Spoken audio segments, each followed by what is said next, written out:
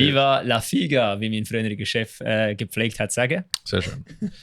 Willkommen, meine Damen und Herren. Folge Nummer 51 vom Metal Server. Ich probiere die Special-Folge immer noch zum Laufen zu kriegen für das 50. Aber wir haben herausgefunden, dass Doodle automatisch sagt, ich hätte Zeit, wenn ich die Umfrage erstelle. Weil du hast... Und ich habe aber keine Zeit.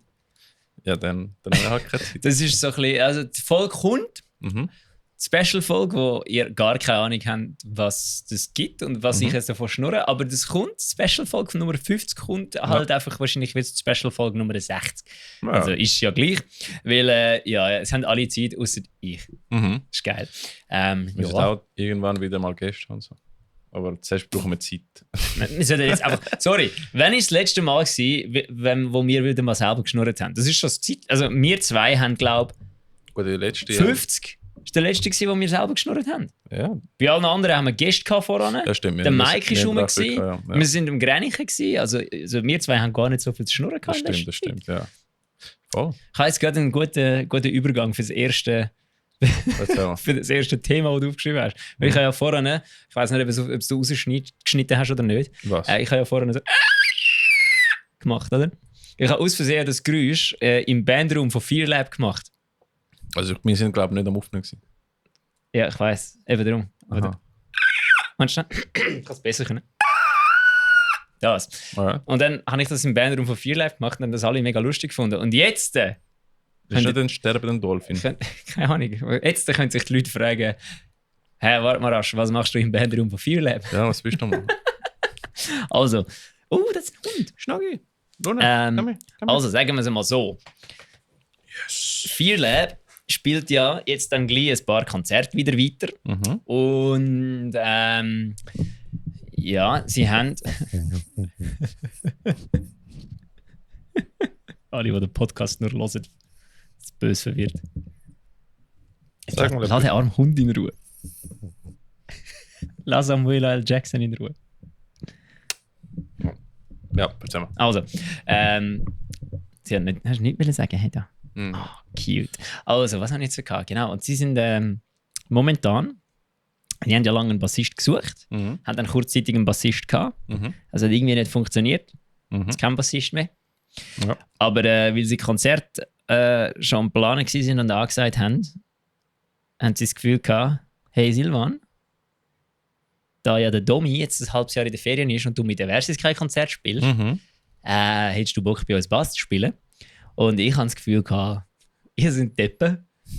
Ich finde das gut. Von dem her, ja. Und jetzt habe ich die Freude und die Mühe, viele Live-Songs auf dem Bass zu üben. Voll. Und ja, wir reden später noch darüber, wenn ich mich das erste Mal gesehen habe, aber das ist mega lustig. Und vor allem, ja, also ich finde jetzt... das sind verdammt geile Sachen, also wirklich, sind richtig geile Sachen. Sie haben heute einen neuen Song rausgebracht. Stimmt. Später mehr dazu. Den kann ich ja schon auswendig, weil ich musste lernen zum Spielen.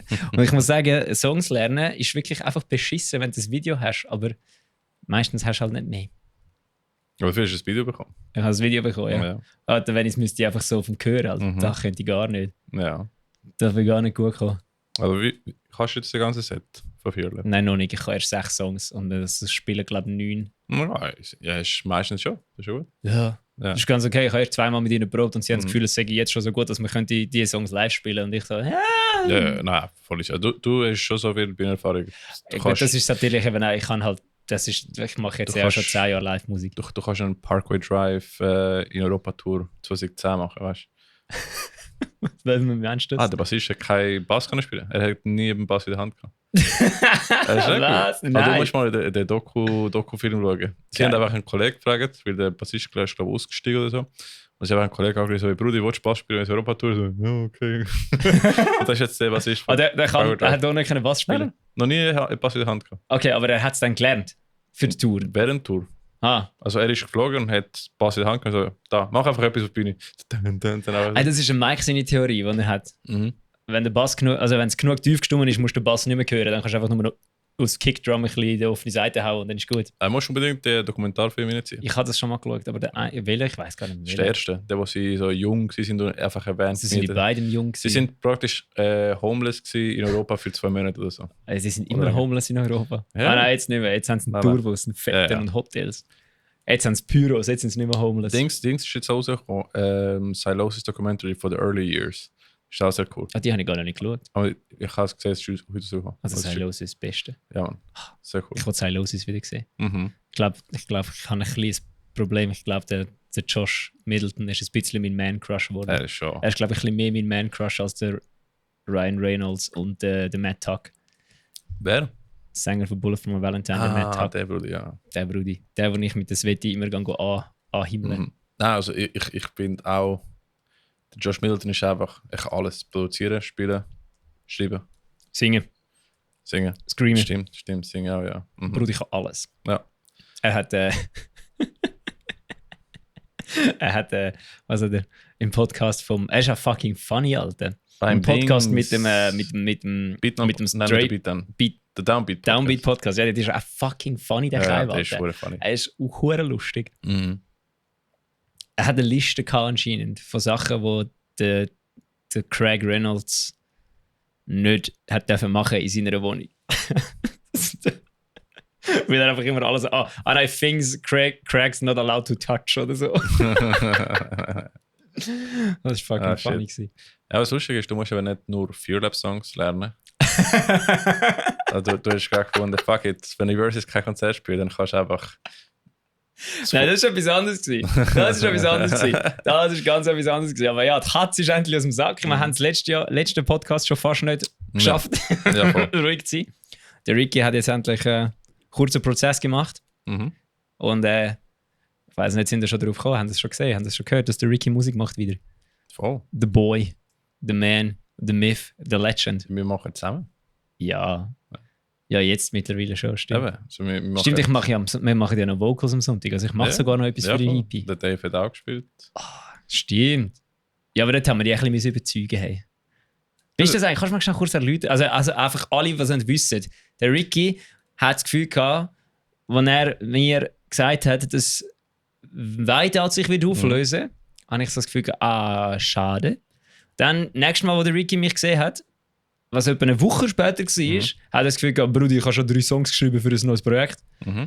Eine Woche später hat er das Gefühl gehabt, Bruder, ich habe eine EP fertig. Mhm. Und dann nochmal 2 Wochen später so, ja, ich glaube, es wird ein Album. Ich habe 3 Songs an einen Tag geschrieben. So als Wider-Demos. Gerade in dem Moment. Und dann habe ich gefunden, das ist irgendwie schon noch cool. Ich probiere mal einfach Vocals aufzumachen, einfach for fun. Und so, ja, das könnte schon etwas sein. Geil. Und dann aus dem sind jetzt 10 Songs geworden. Und tun wir so mal bald fangen releasen.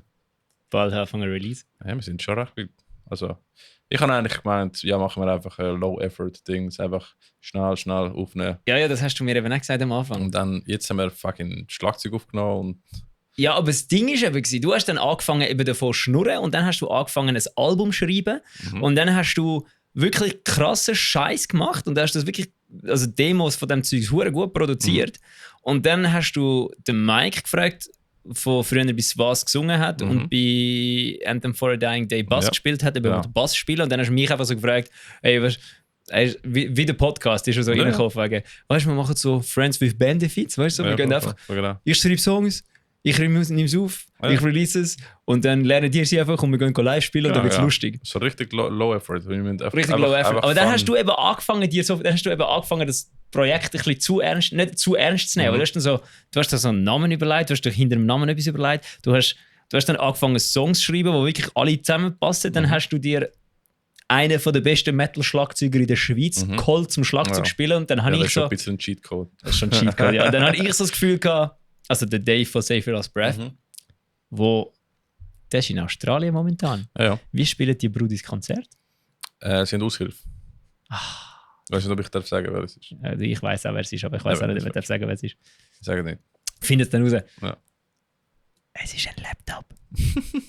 Nein, es ist kein Laptop. Sie ziehen keinen Kate-Effekt. Sie ziehen keinen Kate-Effekt. Oder Dings, Final Story hat er auch gemacht im Werk Baden, wo ihre Schlagzeuger Papi geworden ist. Ist auch geil gewesen. Die schlaft da. Ja, das ist herzig. Ja, wir reden übrigens über Taoist. Also genau. Könnt, auf Instagram gerade folgen. Taoist. T-A-O. Warte, sag mal. T-A-O-I-S-T. .hc. .hc. Also, für alle, die das gerne buchstabiert hätten im NATO-Alphabet, Tango, Alpha, Oscar, India, Sierra, Tango, Punkt, Hotel, Charlie. Ah, cool. So, ja, jetzt habe ich viel länger gebraucht, wie ich eigentlich jetzt soll. Sehr gut. Gott verdammt. Aber nur weil ich das Wort studieren. Ja, und dann hat der Ricky eben das Gefühl gehabt, da habe ich eben so das Gefühl gehabt, der Ricky hat das Gefühl gehabt, weißt du, du hast mir dann gesagt, ja, weißt du, ich wollte es irgendwie so ein bisschen roh behalten, so ein bisschen oldschool. Ja, voll. Und dann hast du aber so auch gesagt, du wolltest Schlagzeug nicht aufnehmen. Und ich so, okay, ja, das kann man machen. Aber dann habe ich so das Gefühl, dann habe ich dann irgendwann mal so, das war ein bisschen fies von mir, ich habe hinter dem Ricky im Rücken dem Dave geschrieben, wegen, hey, findest du nicht auch ein bisschen schade, wenn wir die Drum nicht wieder aufnehmen? Und der Dave so, ja, also das klingt schon gut, aber so das Drum aufnehmen wäre schon geiler. Und dann habe ich so im Gruppenchat hineingeschrieben, so, hey Ricky, aber irgendwie wäre es doch jetzt wirklich ein bisschen schade, wenn wir uns so viel Mühe geben für das Ganze, mit so Bandfotos, mit allem und das proper machen und dann haben wir einen der besten Drummer in der Schweiz plus einen, der Schlagzeug aufnehmen kann. Und dann hat der Dave so geschrieben, ich bin am Überlegen, lernen Drums zu recorden und ich kann alles im Bandraum.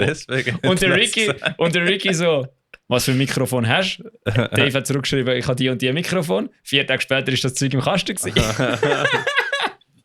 Ja, sorry, Ricky. Oh, das Sneak im Fall. Tut mir leid. Also, der einzige Unterschied ist, aus etwas, wo ich habe gemeint, ich mache einfach Low Effort, so etwas. Jetzt habe ich etwa 100 Stunden investiert in dem Ding. Aber jetzt mal ganz ehrlich. Aber es ist dann... Ganz ehrlich, es tönt so viel geiler. Ja, es macht schon einiges aus. Also wenn es jetzt einfach so eine EP gewesen wäre, hätte ich gesagt, ja gut, dann können wir es mal. Aber du hast ein Album geschrieben und es ist so ein gutes Album. Ich bin sehr gespannt, was Leute meinen. Weil es ist, glaube ich, nicht etwas, wo... Ich glaube... Es ist auch so eine komische Mischung von HC, aber mit so Post-Grunge-Chorus. Ja, es ist so ein bisschen es ist nicht nur HC, aber es ist auch nicht Metalcore. Ja, es ist so ein bisschen irgendwie... Deftones, so ein bisschen... Der Song hat ein bisschen Deftones, ein bisschen so Stained. Ja, mir hat der Fotograf vom Kiff geschrieben, was es für HC ist und ich so... ja, dann Metallic Melodic Hardcore ja, wahrscheinlich. Metallic Melodic Hardcore, das ist gut. Metallic Melodic Grungecore. Eben, ist schon ein bisschen Grungecore schlussendlich. Ja, deine Vocals halt einfach, ja. Die Chorus sind schon... Also deine Vocals sind schon ein bisschen raunchy. Ja, also ich habe viel so von Stain so. Geil. Also. Geil. Ja, es hat so eine moderne Grunge-Band, die ich letztes Mal gehört habe, die so auch so ein bisschen Vocals hat wie die. Oh, die Hunde sind so süß. Aber ja, es gibt auch keine Musik raus, aber bald. Aber es gibt 2 Snippets auf Instagram. Stimmt, ja, genau. Ich kann das Snippets schauen. Ich will sicher noch ein paar Snippets noch hochladen.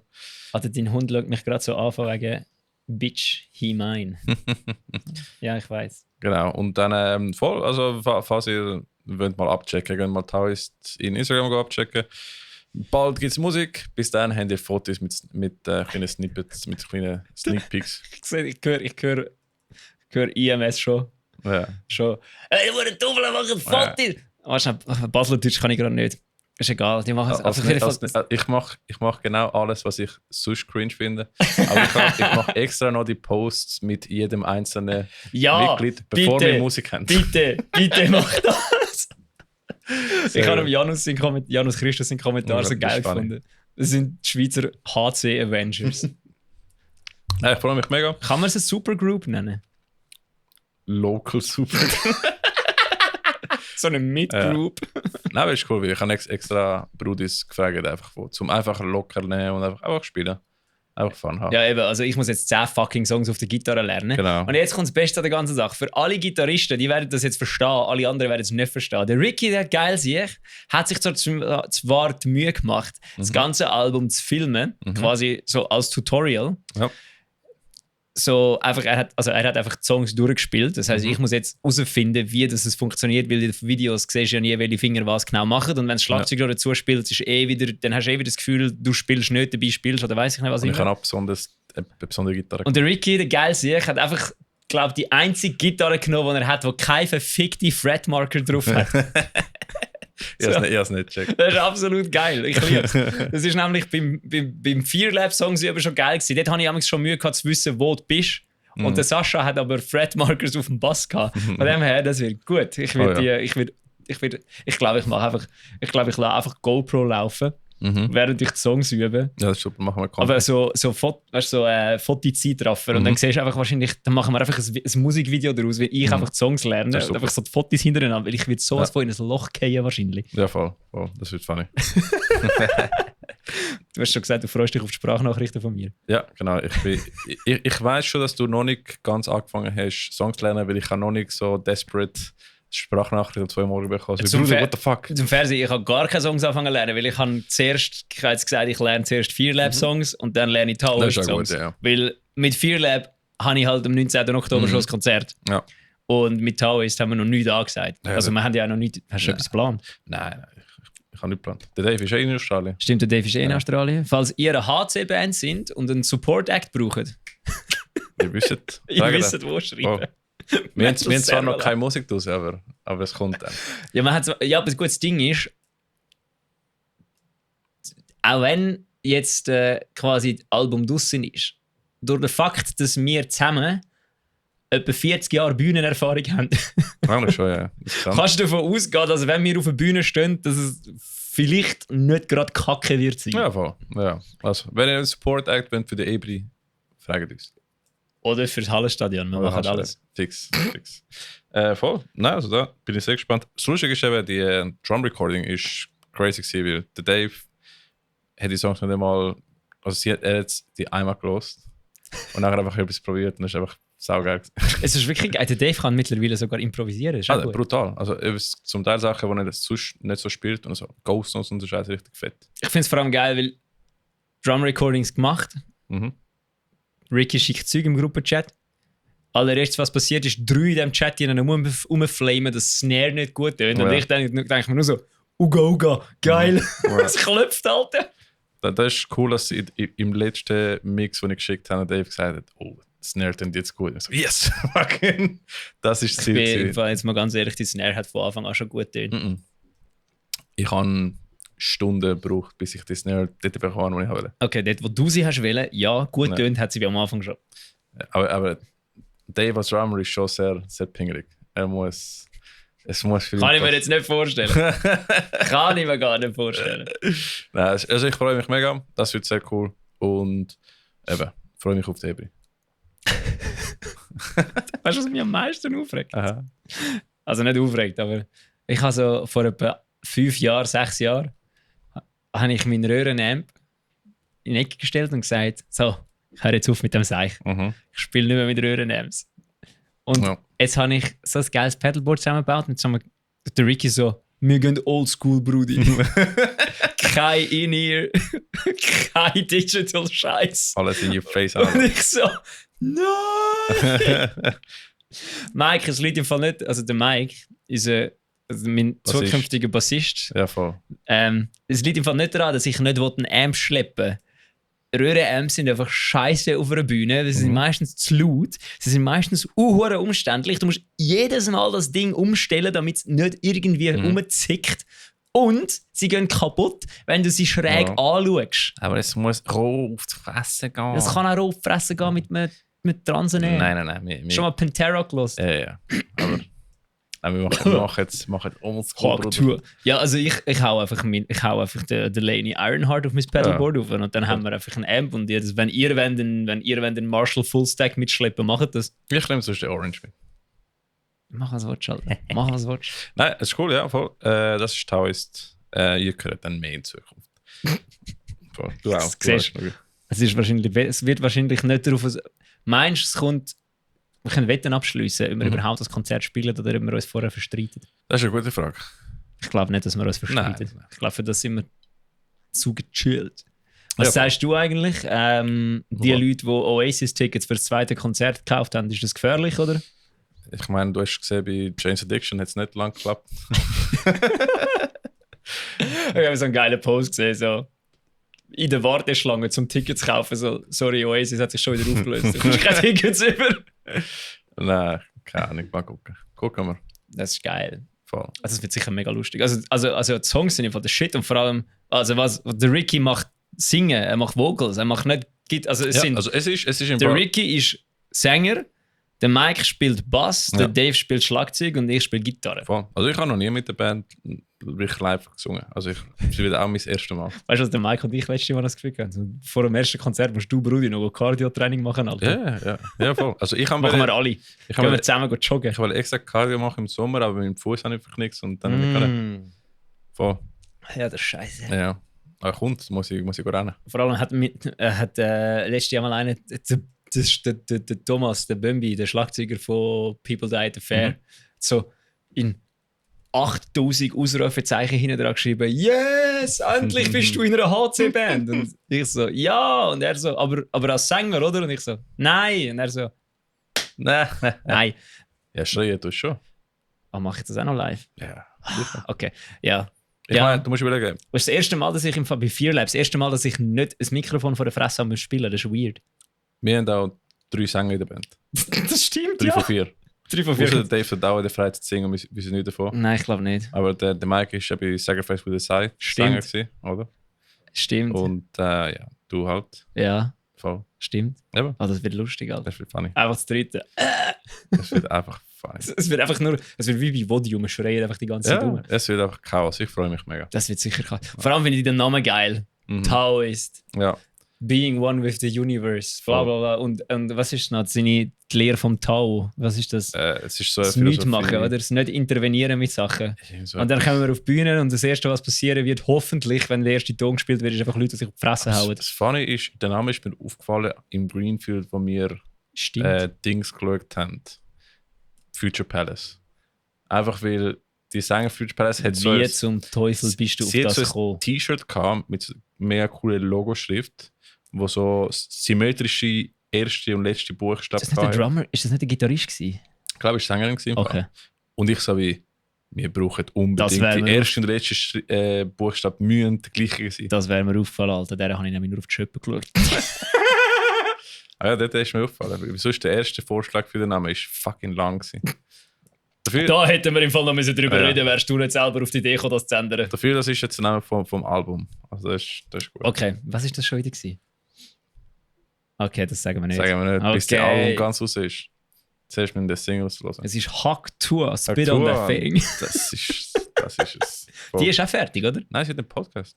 Lost den irgendjemand? Wahrscheinlich schon, ja. Ja, aber das Ding ist, ich habe nämlich letzte hat sie, was hat sie? Sie hat ja dann probiert, Star zu werden. Und dann habe ich so ein Video gesehen vom A Dose of Buckley, der Dude, der immer dann die 10 schlechtesten Songs vom Jahr macht. Und dann mal das Ganze analysiert und das Gefühl gehabt, ja, sie ist halt keine schlechte Person und sie ist eigentlich auch sonst ganz okay. Sie hat halt nicht allzu viel im Grind, aber das Problem ist, sie kann nichts. Sie ist auch 21 oder so. Ja, aber sie kann nichts. Sie bringt, also sie will ins Entertainment-Business einsteigen, aber Aha. sie hat kein Entertainment-Value. Aber im Entertainment-Business brauchst du nicht so viel. Doch, du musst irgendetwas musst können. Das Einzige, was sie gemacht hat, ist, sie hat Hack Tour gesagt. Mehr hat sie wirklich noch nicht. Haben die Kardashians etwas mehr können machen, wo sie famous Ja, wurden? die sind unterhaltsam in ihrer Reality-Show. Okay. Also kannst du sagen, was du willst, aber Kardashians sind Business-Leute. Ja, Die haben etwas auf dem Kasten. wahrscheinlich, ja. Also nein, also du kannst wirklich, also die haben etwas auf dem Kasten, sonst hätten sie sich nicht nicht das alles können Vermutlich. aufgleisen. Ja. Und die sind auch irgendwie, glaube ja, keine Ahnung. Also die Nein. haben aber auch irgendwie, glaube ich, etwas im Hirn amix, abgesehen davon. Also, die sind schon cool gehabt, weil sie Kardashian ist ja der ja, das schon. Lawyer von O.J. Simpson gewesen. Ja, das schon. O.J. Simpson. Hast du schon mal die Story gelesen, dass Kardashians nicht berühmt wären, wenn. Findest du es zum Schlafen?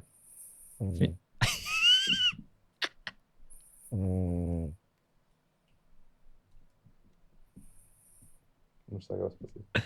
Also Samuela L. Ist das Samuela L. Jackson? Nein, Luna. Das ist Luna. Das ist nicht das ist die Mutter, gell? Nein, das ist doch. Das ist die Tochter. Lech, siehst du alt aus. Also die Luna findet das zum Schlafen. Sie schnarcht nämlich gerade auf dem Ricky im Schoß.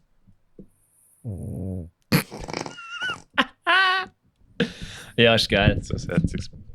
Eben, das ist so eine geile Story, dass eben die Kardashians nicht berühmt wären, wenn ein Dude nicht im Football nicht drafted worden wäre. Oder eben, wenn er drafted worden wäre. Der Butterfly-Effekt von dem Ganzen. Weil dass er dann dort war, ist irgendetwas mit dem O.J. Simpson gewesen, dann bla bla, weiss ich was, dann ist der wieder Anwalt von ihm und ja, dann ist das so gegangen. Ja, Aber ja, Butterfly, das ist noch viel, wenn das wirklich ein Wenn nicht wäre, oder? Ja, voll. Aber ja. Ja, aber ich habe halt Girl im Whitney Cummings Podcast ein bisschen Clips gesehen. Okay. Hat schon lustig ausgesehen, aber keine Ahnung. Ja, aber jetzt ist die Frage, ist sie lustig oder ist Whitney Cummings lustig? Es ist funny, ja. Mit Whitney Cummings ist fucking funny. Es ist insane. Und? Sie hat ja Two Broke Girls gemacht. Ach schon? Ja, sie ist die Director und Was? Showrunner von dem gewesen. Ja. Also Two Broke Girls hat immer noch eine der besten Szenen ever, weil sie ist auf Deutsch übersetzt worden, aber wörtlich. Ist einfach so, das hat mich so hässlich gemacht. Ich bin nicht rausgekommen, was das jetzt sollen.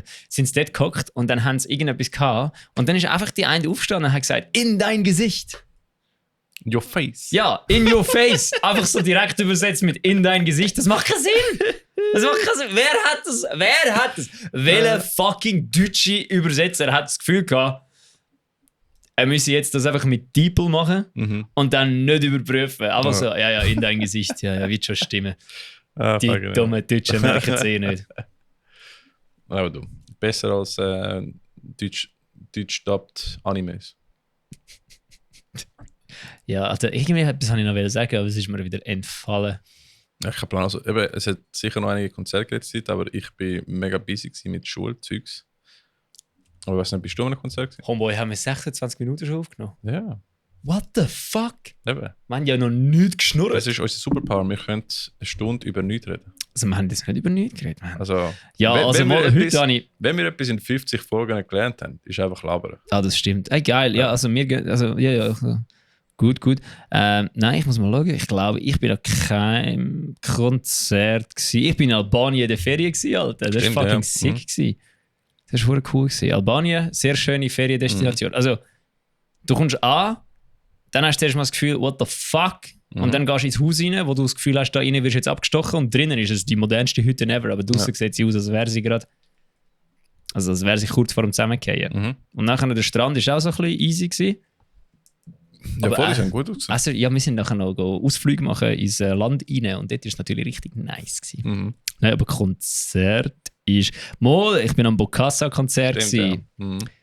Oder alle, die Bokassa verpasst haben. Selber schuld, ihr Hurendoppel.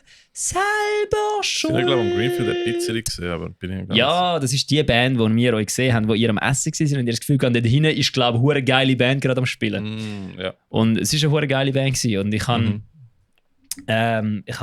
ein T-Shirt gekauft und eine CD. Sie haben auf der CD unterschrieben, ich bin happy. Ich habe sie endlich gesehen, weil am Greenfield haben mich alle zerrt zum Sum 41 schauen und ich habe eigentlich nach 5 Minuten Sum 41 das Gefühl gehabt, shit, ich wäre lieber Bokassa am fertig schauen gewesen. Und das war wirklich so gut gewesen. Es war fast niemand im Kiff gewesen. Ja. Die sind mega funny gewesen. Sie haben nach jedem zweiten Song über Käsefondue geredet und wie geil das ist. Mit wem haben sie so schon gespielt? Oh, mit 2 Schweizer Bands.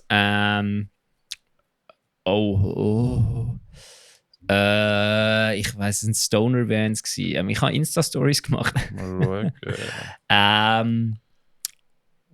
Beautiful Beast oder so etwas. Ja. Die sind auch recht gut. Stoner ist nicht so mies, aber es sind gute Bands gewesen, gute Musiker. Ja. Und es war geil gewesen. Ja. Und Bokassa. Gentle Beast von der Schweiz. Ah ja. Und Skull Priest von der Schweiz. Genau.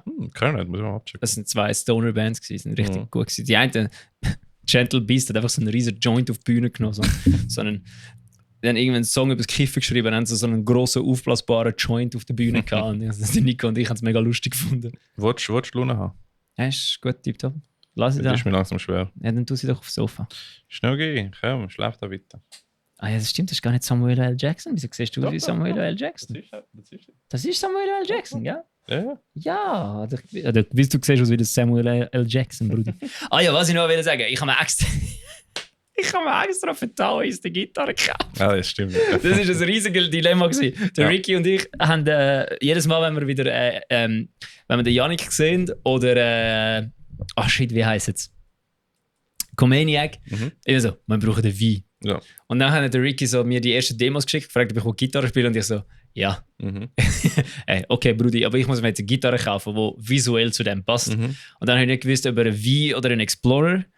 Für alle, die nicht wissen, was ein V ist, das ist so eine Gitarre, wie der Janik von Paleface hat, die so ein V ist. und so 2 Zacken hinterher hat. Und Explorer ist die, der Gitarrist von Metallica, der Sänger von Metallica spielt. Oh, die Madame stinkt langsam, ich muss immer duschen. Und dann, dann habe ich lang so rumgesucht und dann hätte ich mir schier einen Solar gekauft. Aber irgendwann habe ich dann einfach... Hä? Die grüne? Ich glaube... Die Wein wäre die grün gewesen. Das ist sick. Und aber ich hätte unbedingt den Jackson V wählen, so eine Rhodes, so eine geile, hat es aber nie, keine Gel Ricardo, weiß nicht was. Und dann bin ich auf Thomann einfach über so einen fucking Harley Benton Explorer gestürchelt. Und ich das Gefühl, Body sieht noch sick aus. Und dann habe ich gesehen, als B-Stock verfügbar. B-Stock heisst, die ist entweder zurückgekommen von einem Kunden oder ist im Laden gestanden und darum hat sie schon einige Kratzer und weiss ich nicht was und ist darum nicht ein neuwertiges Produkt. Kostet die so 10% weniger. Die ist etwa 90 Stutz günstiger gewesen. Was bei einer 300 Stutz Gitarre ein Drittel vom Preis ist fast. Und ich so, okay. Da habe ich sie einfach bestellt. Bye. Und jetzt habe ich sie. Und jetzt ist es eines meiner Probleme, wenn ich mit der Gitarre spiele. Jedes Mal, ich habe gemerkt, dass ich gerne meinen Arm einfach so runterhängen lasse beim Spielen, um ihn zu relaxen, wenn ich gerade die rechte Hand nicht brauche. Was bei dieser scheiß Gitarre nicht geht, weil sie so eine riesige Ecke hat dort raus. Und ich jetzt neu muss lernen Gitarre spielen, weil ich die Hand muss anders heben muss. Weil sie einfach so kompliziert, aber sie sieht geil aus. Alter. Ich habe eben in Spanien im Haus von der Familie von der Verlobten eben auch Gitarre bestellt für Ferien zum Schreiben. Flying V, die schwarz. Gibson-Nachmachung. Ja. Und das Problem ist, ich spiele immer halt die, wie heißen die? LT, nein, nicht LT. Die reguläre Strats, oder? Und da kannst du immer da heben. Ja! Oder? Und bei denen, sie fallen mir einfach ab, ich musste extra einen Gurt kaufen. Du müsstest sie Zwischenbeine. Das ist mega awkward. Also ich bin auch gar nicht dran gewöhnt. Ja, ich weiss, darum habe ich dann nicht. Das ist der Grund, wieso ich dann am Schluss auch kein Wein gekauft habe, mit Explorer. Aber ich muss sagen, ich glaube, Explorer steht mir besser als ein Wein. Schon cool, ja. Schon cool. Sieht schon geiler aus. Habe ich auch noch einen Blick gegeben. Nein, dann habe ich mir aus Holz ein Paddleboard bastelt, Alter. Stimmt, ja. Also wirklich, ich habe mich voll gegönnt. Also wirklich so Holz. Ich bin in Jumbo schönes Holz kaufen, als zugeschnitten. Was hast du für schönes Holz gekauft? Es ist so Altholz gewesen, irgendetwas, so ein dunkles. Und dann habe ich gemerkt, dass die Kreis AG in der Werkstatt unten an mir, die ich brauchen darf, einfach schief ist. Das sind alle, die hohen Tools sind nicht so, sind so ein bisschen janky. Und dann ist es einfach so, Und dann habe ich das gepostet und dann kommt der Yannick Baleface. Die Faser sind aber nicht so schön. Ich so, ja, ich weiß, aber ich habe keine anständige Maschine. Falls mir jemand eine anständige Kreissage kaufen dürfen ihr gerne. Ich komme zu dir, sonst vielleicht habe ich mir Stichsäge gebraucht und das ist schon schlimm. Ich habe dann zum Absagen ich habe angefangen Handsage zu brauchen. Wirklich? Also zum Blättchen abeinander schneiden und so nicht mit Handsage. So eine Hand, das ist schneller, einfacher, weniger Chaos und nicht so rund. Von dem her ist es ganz okay. Aber ja. Hast du geil gesehen? Nachher habe ich das noch gewachsen, jetzt sieht es schön aus und jetzt muss ich es morgen zusammenbauen. Aber wenn man schon über DIY redet, ich habe Kopfhörer gelötet. Die Beyerdynamic DT770 Pro. Und ich glaube, jetzt habe ich bei der linken Seite weniger Bass. Also ich weiß nicht, ob meine Lötqualität nicht so gut ist. Das kann ich nachher schnell anschauen. Aber das ist egal. Der easy. bleibt einfach für Podcast-Gäste. Dann mit dem Mischen.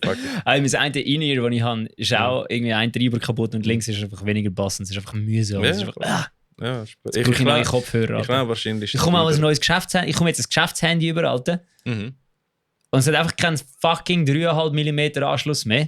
Ich weiß, ich kann und das macht mich hässig. Ich will Kopfhörer mit einstöpseln. Ich will nicht Bluetooth-Scheiße und gib mir einfach ein Loch, um den Stöpsel rein zu tun. Kein Loch mehr.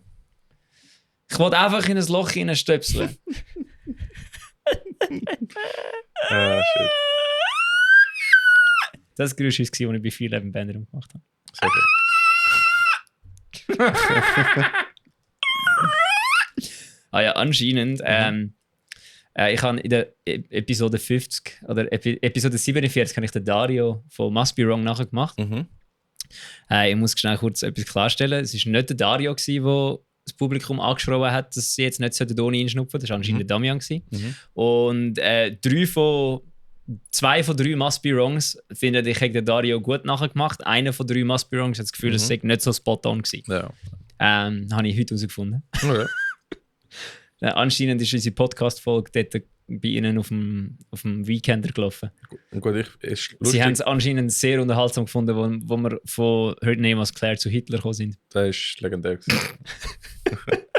Ich habe dann auch mal gelesen dann wegen dem und haben mir nur so gedacht so, ja, wenn du so sagst, von Her Name Was Claire auf Hitler, ist einfach wirklich ein Nein, das macht keinen Sinn. Aber wenn sagst Train of Events? Train of Thoughts. Nein, Train of Thought. Das ist das Train of Events. The String of Events. String of Events oder Train of The Thought? String of Events ist, Mhm. dann macht das schon Sinn. Ja. Irgendetwas war auch lustig gewesen, aber ich habe jetzt vergessen, was es war. Ja, gewesen. Ja, vieles ist lustig gewesen.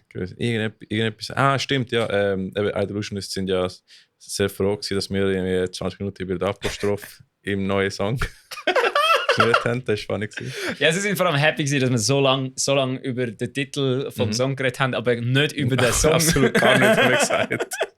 Wir haben nichts vom Song gehört. Und am Schluss, der Apostroph ist doch noch richtig. Ja. Er ist richtig, Das ja. ist eine Er ist spezielle richtig. Abwendung, spezielle Das ist, Ausnahme. wenn sie so Dinge sagen, keine Ahnung, ist richtig, der ist richtig, jawohl, der ist wirklich Wir haben den richtig. Wikipedia-Eintrag bekommen. Ja, der ist korrekt, Mhm. das haben sie gut gemacht. Ja. Und es haben Gut recherchiert. Ja. weißt du, was sie auch gut gemacht haben? Ja. Der Song und das Video. Ja, das ist gut, super. Ja. Mhm. Wenn wir jetzt immer noch nicht drüber reden, oder? Wenn wir drüber reden. Ich weiß nicht mehr, wie die Videos sind. Böse. Böse, oder? Ich glaube böse. Also ich habe sicher mal geschaut. Ich habe es auch geschaut. Und gross habe ich Das auch. ist der Song ist auch böse. Oh nein, jetzt habe ich über den Song geredet. Haben Sie das Videoclip rausgehauen überhaupt? Ich glaube, es sind ein Videoclip rausgegangen. Kann man schauen. Komm. Ich Kann glaube- man auf YouTube schauen. Ich glaube nicht. Oh, ich habe doch ein Ah, Video doch. gesehen vom Rico, wo irgendwie so Flammen rein steht. Vom Rico. Flammen? Ja, heißt der Rico? Der das ist Nein, nicht Rico Matt ist Erik. der Erich, ja, der Erik. Ja, wenn er seinen Brand als Rico Matt stellt, dann selber schon. Doch Leeches Feast. Und Der Apostroph kommt wieder. Ich weiss, wie man das Volk nennen. The Return of the Apostroph, Alter. nein, eben der Erik hat dann. Nein, das ist etwas anderes. Hä, dort habe ich doch ein Video gesehen. Irgendetwas habe ich dort doch gesehen. Ah, doch, sie haben bei Slam Worldwide gemacht. Voll. Gibt's das noch? Nein, das war Hardcore Worldwide gewesen. Worldwide und Slam Worldwide wahrscheinlich same shit. Wahrscheinlich sind sie zu Slam gewesen für Hardcore Worldwide. Ja, dort ist ein Videoclip. Da Das sehe ich ja auch. Roman. Doch, mit so Burger for the Leeches. Was? Geil, das stimmt. Ja. Ein bisschen grusig gewesen. Ich glaube, ich habe das Video gar nicht gesehen. Also ich kann das Video schauen. Aber der Song ist definitiv sehr Den Song habe ich gelost, den Song habe Ja. ich morgen gelost. Das Fix. Video müssen wir in dem Fall nachher noch schauen. geil. Ja, ich meine, Ja. wenn wir Lorna Shore schon die High haben. Wenn Lorna Shore die haben. Voll. Mhm. Oh ja. Jetzt haben wir gleich noch über den Song geredet. Mhm. Ja, genau. Ja, was willst du über den Song reden? Ist Deathcore, ist heavy, ist geil, Ja, voll. ist böse. Was soll ich noch sagen? Der Roman spielt Gitarre. Ein bisschen mehr Dämonen-Sounds. Der Erik macht. Macht das Ding. Ja, es ist mir wunder, also der Erik habe ich noch nicht live gesehen. Mit Illusions. Aha, ich wollte gerade sagen, du hast ihn live gesehen. Du hast sogar mit ihm performt in der gleichen Band. Aha, aber eben nicht mit Illusionist. Damals habe ich nicht gewusst, dass er bei Illusionist startet. Das stimmt. Das hat Voll. niemand gewusst. Ja, Wunder. Hat er selber schon gewusst? Ich weiß nicht immer. Ah. Kein Plan. Kein Plan, was alles bei Müssen wir wieder mehr in der Schweizer Metal, müssen wir wieder mehr an so scheiß Konzert gehen im Fall. Eben, Wir morgen. sind voll nicht mehr in touch mit der Szene. Morgen. Morgen. Morgen. Heute. Für Leute, die es morgen hören. Ja, genau. Ja, voll. Ja, hauen wir da, das habe ich kurz erfragt. Es schmeckt nach Hund eigentlich. Also ich weiss nicht, entweder habe ich eine verstopfte Nase oder ich schmecke den Hund nicht. Nein, es schmeckt. Gut, aber ich habe auch nicht Hunde an mir. Ja, voll. Du stinkst. Schnucki. Voll. Nein, aber eben, wir müssen definitiv mehr Konzert gehen. Gut, aber das Problem ist halt, hast du meinen scheiß Terminkalender mal angeschaut? Ich habe nächste Woche ich habe herausgefunden, ich kann nächste Woche mal noch Songs üben. Mhm. Ja, ich komme nicht dazu. Montag habe ich Bandprobe, Dienstag habe ich etwas, Nein. Mittwoch habe ich Bandprobe mit Fearlab und Coiffeur. Dann kann ich jetzt Prüfung 26. habe ich mit der Versus etwas, also mit dem Butch gehen wir, wir gehen, der Butch und ich müssen jetzt schauen, dass die hohe Karre läuft. Was? Ja, der Domi ist in der Ferien, Mhm. der Timo ist so ein bisschen am Arbeiten und ein bisschen, der ist eher so ein bisschen, wenn es um Admin-Sachen geht von der Band, ein bisschen Passivmitglied, Aber du bist ja Was- fleißig am Schreiben. was auch okay ist. Ja, aber weißt du, so der ganze Bullshit, der Butch und ich haben gesagt, wir machen jetzt das Jahr noch den ganzen Admin-Scheiß fertig. Wir machen unser Bandportfolio nochmal neu, wir überarbeiten unsere Homepage, wir machen unsere Bandbiografie, wir machen einfach alles so, dass wir dann können quasi uns bewerben für Konzerte, dass wir dann im März... Wann ist das letzte Mal, wo du eine Band-Homepage aufgemacht hast? Gestern. Wirklich? Ja. Ah. Ja, das Ding ist, wir benutzen unsere Homepage als Linktree. Okay, wir haben unsere alles, was du brauchst von uns, ist auf der Homepage drauf. Ah, ja, Musst du mal Safer als Breath Homepage anschauen, die ist mega gut. Die nehmen, ja, nicht unbedingt. Aber da ist so eine Page, wo alles drauf ist. So eine Hauptseite, wo kannst du draufklicken, wenn du Infos brauchst als Booker, wenn du Infos brauchst als Zuschauer, wenn du Infos brauchst als Techniker. Ganz Scheissdreck. Safer als Breath Homepage ist schon gut, was das angeht. Und mit TechRider und so? Ja, das haben wir auch das haben wir alles auf der Homepage. Das ist definitiv sehr praktisch. Kann auch schon oft. Also wir haben es nicht offensichtlich auf der Homepage. Wir haben einen Link, den wir mitschicken. Ja. Mit Media Kit und ja, mit dem Media Kit drauf und allem. Das ist praktisch. Nein, TechRider nicht. TechRider schicke ich immer TechRider mit immer beim Timo anfragen, weil der Timo macht jedes Mal einen neuen. Es wird immer anpassen und so, stimmt. Ja, der Timo schickt immer den richtigen dann. Aber das ist auch alles in dem Kit. Den TechRider braucht es ja nicht. Ja. Aber das Presskit und alles steht drauf. Und darum wollte ich einmal, weil jetzt ist es ein bisschen scheiße. Also nicht scheiße, aber einfach halt auch nicht gut. Und jetzt wollte ich die einfach mal so richtig BAM ankriegen, dass man sie einfach kann, dass du einfach nicht musst irgendwie gross etwas schicken, so möglichst wenige Daten anrühren, sondern dass du einfach kannst in E-Mail für die Bewerbung oder in E-Mail für den Booker einfach schreiben, hey, das sind wir brauchen das und das. Wenn du Infos brauchst, da hast du alles, was du brauchst. Für das ist die Homepage eigentlich geil, dass du einen gesammelten Ort hast mit Infos. Weil du kannst auf der Homepage, wenn sie geil gestaltet ist, sieht es professionell aus. Für mich als Zuhörer ist es eher nicht so relevant für Bookers. Nein, das stimmt. Als Zuhörer ist die Homepage nicht unbedingt relevant. Wenn ich Infos zu Konzerten brauche, so gehe ich meistens auf Instagram, weil dort ist alles drauf. Dort und die Konzerte sind nicht auf Instagram drin. ja. Also, dort ist alles drauf, aber ich schaue die Homepage mehr als quasi als Businessbereich an von der Band. Weil, sind wir ehrlich, 95% von in einer Band sind, wo so wie unsere Bands Musik macht, wo es nicht nur darum geht, sich im Proberaum zu betrinken, sondern auch Konzerte zu spielen und aufzunehmen und Sachen zu releasen. Genau. Ist einfach nicht Musik machen. 95% davon ist nicht Musik machen. Eben. Es ist alles, was du nachher würdest delegieren, wenn du grösser wärst, musst du auch selber machen. Du bist in der Mitte. Es ist eben genau das, was immer alle sagen, wenn du dein Hobby zum Beruf machst. Ja, ist schon geil. Du kannst dann schon dein Hobby machen, aber halt 90% von dem, was du machst, dann ist halt Admin-Scheiß. Das macht eigentlich keinen Spaß. Ja, voll. Aber ich finde den Teil sogar noch recht spannend, zum Beispiel den Brand aufbauen. Ja, das ist schon spannend. Ja, aber es ist Gottverdammt die Scheißarbeit. Ja, voll. Also nein, Brand aufbauen, das finde ich geil. Brand aufbauen, das, Branding, Homepage machen, das finde ich geil. Ja, wie jetzt bin ich... Konzert hinten rein rennen. Booking-Agenturen hinten rein rennen. Das ist mega blöd. Mischer hinten rein, Leute, die deine Songs produzieren, hinten rein rennen. Wir sind sehr voll mit Wiles und wir haben nie einen Booker angeschrieben. Wir sind die Band, die immer eingeladen worden ist und niemand zurückgeladen hat, weil wir nie etwas selber auf beigestellt haben. Das stimmt. Gut, aber Safer als Breath wirft mir auch immer vor, dass ich kein Konzert organisiere. Das stimmt nicht, ich organisiere schon Konzerte. Das Problem ist einfach, ich organisiere immer Konzerte, was nicht reinpassen und ich darum nicht einladen kann. Ja. Weil es macht nicht so Sinn, wenn Eversis und irgendwie 3 andere eher Rockbands spielen, Safer als Breath einzuladen. Obwohl, ich würde schon fühlen, mal ein Metal-Konzert einfach mit dem Janus Christus zusammen. Ah, das fix. Das wäre fix geil. Fix. Machen wir Tauis Janus Christus Konzert. Ah, haben wir das nicht schon gesagt? Nein. Haben wir nicht schon für die Release-Show, wo es nicht wird geben, weil wir keine Shows organisieren, weil wir alle volle Stück Scheiße sind. Janis, haben wir nicht schon unsere Traumband, unsere Bands gesagt, wo wir mitspielen? Vielleicht mal. Aber Janus... Also ich glaube, es ist irgendwo in unserem Gruppenchat hat es das Ding und der Janus Christus ist die Afterparty. Okay, ja, das ist gut. Das wir machen. Das wird lustig. Wir openen, oder? Ja, man gesagt, wir openen. Wir müssen sowieso openen, ja. Dann, wir sind frisch, neue Band. Was haben wir noch gesagt? Was für Bands haben wir gesagt? Keine Plan im Fall.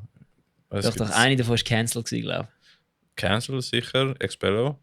Müssen wir sicher mit denen spielen, oder? Ja, aber für unsere Platte darf ich im Übrigen. Platte darf ich im Übrigen. Wir haben Cancel gesagt als Headliner. Cancel, Valara hast du auch mal gesagt. Ah, Valara, ja. Ja. Aber sind Deutsche für dich, können wir keine Promo machen? Nur Schweizer Künstler.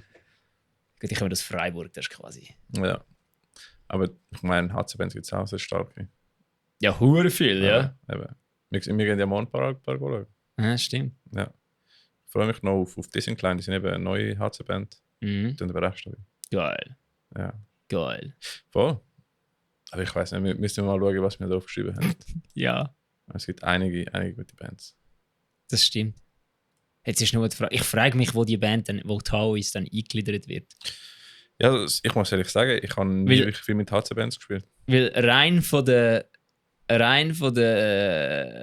Musik und allem her habe ich das Gefühl, könnten sie wieder genau mit den gleichen Bands einklassiert werden wie Whiteout. Aber auch nicht. Ja. Es könnte auch mehr in die Punk-Seite nie gehen. Ist weniger so auspoliert. Ja, das schon, aber es ist auch nicht so über You Vale Tudo. Ja. Also, wir sehen es dann. Aber wir haben auch so ein bisschen thrashige Einflüsse und so. Also Ja, eben, also es ist schon HC. Also es ist schon nicht Metal. Am Schluss schreiben wir einfach so und sagen, Bruder, ich brauche den Opener. Also ich will schon... Wir schreiben einfach allen, Brudi, brauchen einen Ja, Opener. Bruder, brauchst du einen Opener. Alright, Jungs, brauchen den Opener. Schreiben das. Wir schreiben einfach ein Nemo. Ja. Das ist ein Opener-Dings. Also der Schlagzeug ist einfach nicht da bis im Dezember. Hey, ist egal. Aber der Dave, der braucht keine Zeit zum Lernen. Der tut einfach selber. Ja, es ist schon gut, dass wir müssen das Jahr noch kein Konzert spielen. Ich muss die Songs noch lernen. Dezember will ich schon spielen. Wenn es etwas gibt. Brudi, ich muss in seinem Oktober, wenn ich ausbucht mit Songs lernen. Weil ich bin ja da Diplomarbeit am Schreiben. Aber nein, 2025 klingt gut. Ja. Ah ja, das ist schon geil. Voll. Ja, anyway, machen wir mal weiter. Komm. Voll. Wir hören auf mit Metal-Server und machen Hardcore-Server. Wir machen jetzt nicht mehr MC. Ja, Wir machen jetzt, unsere Abkürzung ist jetzt HC. Let's go, ja. Aber schon sehr, ich sage jetzt immer... Machen wir mal noch eine Folge mit Taoist. Ja, Aber erst wenn der Dave Wurststunde zurück ist. 2.0. Wir müssen auch nur den Dave einladen und dann sind wir... Nein, der Nico müssen wir jemand anders ausladen. Nick und Brian. Hey, ja, nein, wir müssen schon nur eine Taoist-Folge machen. Wir brauchen schon... Das können wir nicht machen, Alter. wir Das brauchen geht schon nicht. Crew, Alter. Wir brauchen schon Crew. Ah ja, fair. Wir brauchen schon Crew. Irgendeiner muss den Fullstack von mir schleppen, ja. Der Nico tut sicher die Kamera machen. Oder Licht. Wenn ich den Fullstack schon nicht schleppe, muss das irgendeiner machen. Ja. Ja. Das wird funny. Es wird fuck, ich freue mich mega drauf. Das Ja. wird höchstwahrscheinlich werden wir uns die ersten 2 Gigs so fühlen wie früher mit 20, wenn wir so irgendwo in ein Scheißloch rausgefahren sind, dann einfach so 2-3 Gigs, 2-3 Songs gespielt haben, Bier reingeklopft haben und dann. Wir müssen schon einen Song machen, wo nachher der Brian CC kann einfach in der Mitte vom Song vor dem Breakdown reinfetzt. Ey, ja, wir gehen am Sonntag ins Studio, da wird jetzt einfach yeah! Reingefetzt. Wow. Das hat Hure nach Brian tönt. Ja, stopp. Fast. Welches ist der Brian? Keine Ahnung. Entweder ist der Pornhub-Intro oder Pornhub-Intro. Oder yeah. Das ist der Brian, oder? Yeah! Ja. Yeah! Yeah! Wir nehmen einfach den. Können wir den Brian einfach als Intro nehmen? Einfach so. Könnte man machen. Aber live, Nein, kein Intro.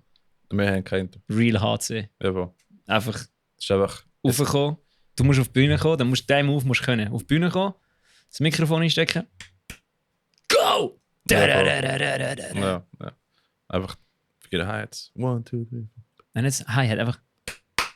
Oh! Ah nein, dann bräuchten wir Es ist recht blöd, weil wir haben ein paar Songs, die ich gleichzeitig mit dem Dave anfange. Und dann muss einfach der Dave... Ja, Okay, scheißegal. ja, ist gut. Scheißegal. Eben, fuck it. Fuck, wenn einer sich. Sorry, Leute, hallo. Wenn jetzt einfach eine Band kommt, wo der Schlagzeuger einzählt und es dann rappelt. Ja, ist gut. Also, Ja, der muss immer einzählen, Alter. ja. Oder fängt Gitarre ein paar Songs an. Nein, es ist immer Drum... Es ist immer Drum und Gitarre von Anfang an. Ja, genau. Dann muss er schon einzählen. Er muss immer einzählen, Immer oder? einzählen, ja, bei jedem Song. Ja. Ja. Shit. Gay. Ist also. Er kann an mir einzählen. Ja, das kann man. Genau. Da muss ich immer anstehen, kann man so einen Arsch hauen mit dem Schlagzeugstock. Perfekt. Wir haben ein neues System. Oh nein, der Mike auch. Der muss er so machen. So. Ich kann mir den Mike an den Arsch hauen.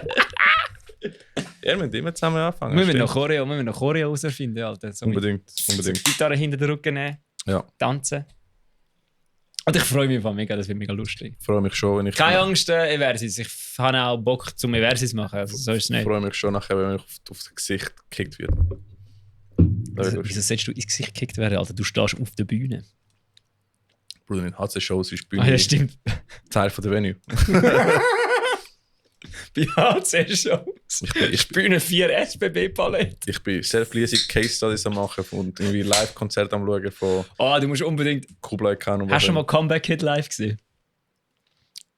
Ich glaube schon. Also Brudi, das erste Mal, als ich an einer proper HC-Show war, bin ich Comeback Kid im Garten Lyon gewesen. Alter, das war so geil gewesen. Es ist einfach wirklich... Es sind Menschen, Füße...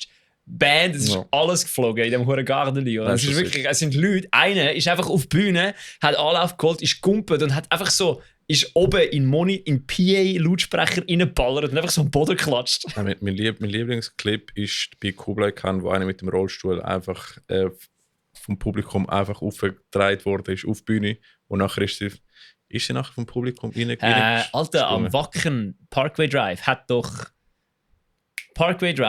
am Wacken live Wild Eyes rausgebracht. Mhm.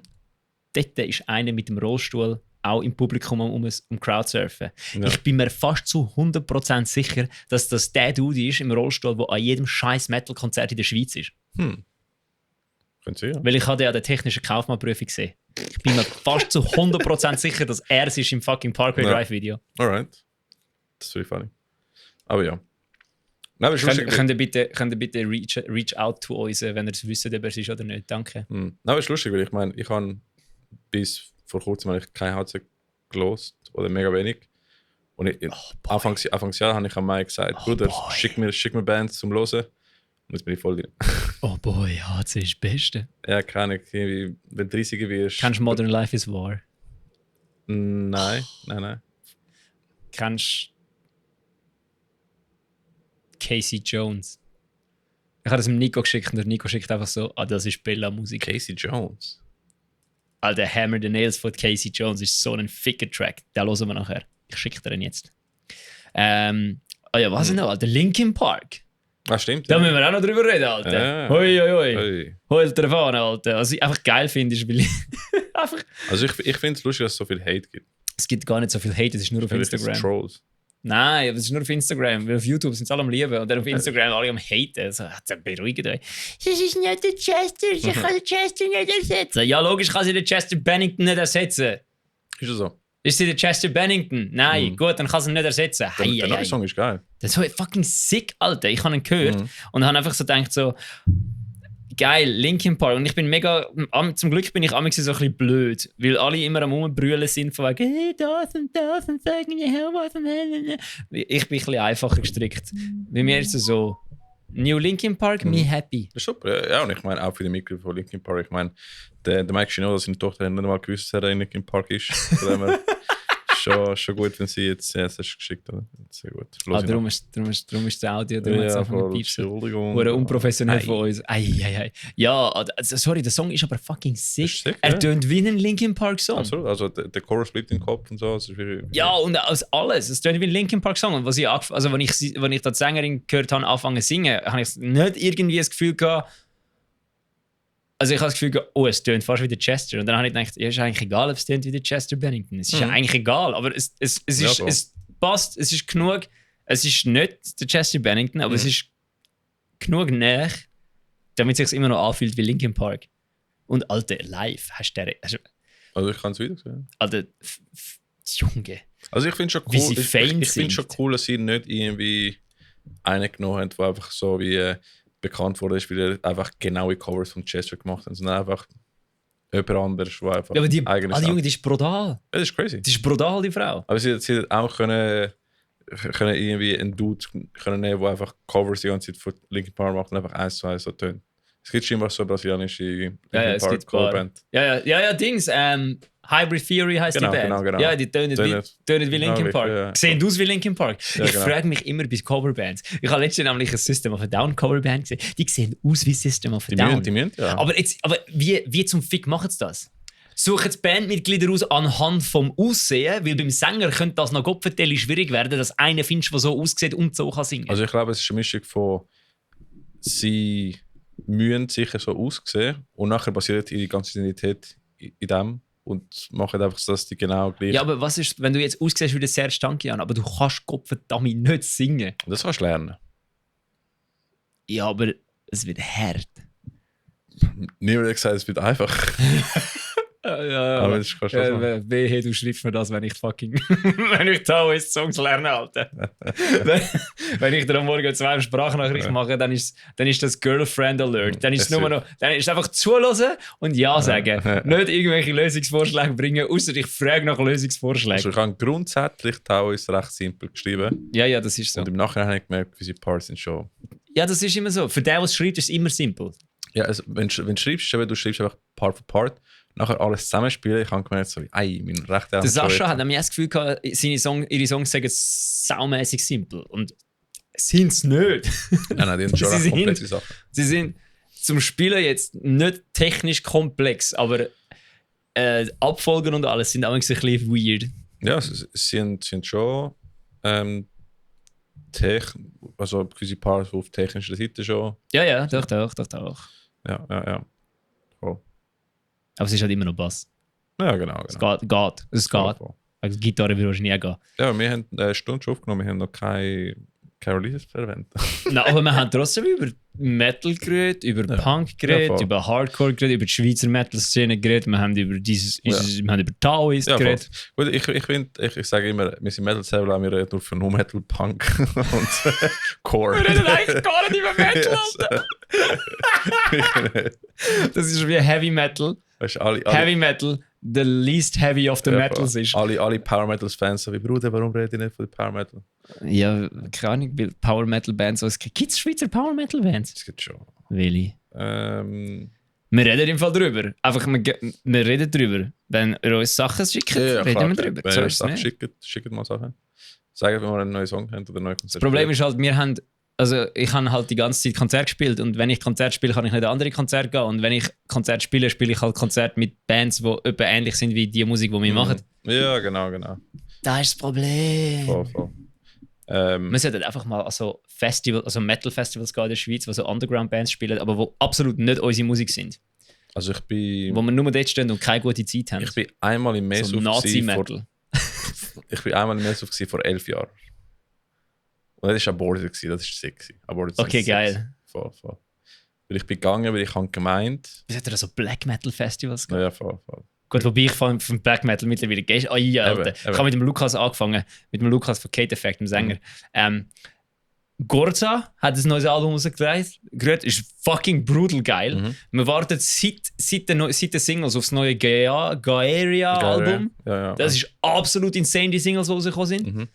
Winterfillet hat auch ein neues Album rausgebracht, das fucking sick ist. Winterfillet? Ja. Winterfillet. WINTERFYLLETH.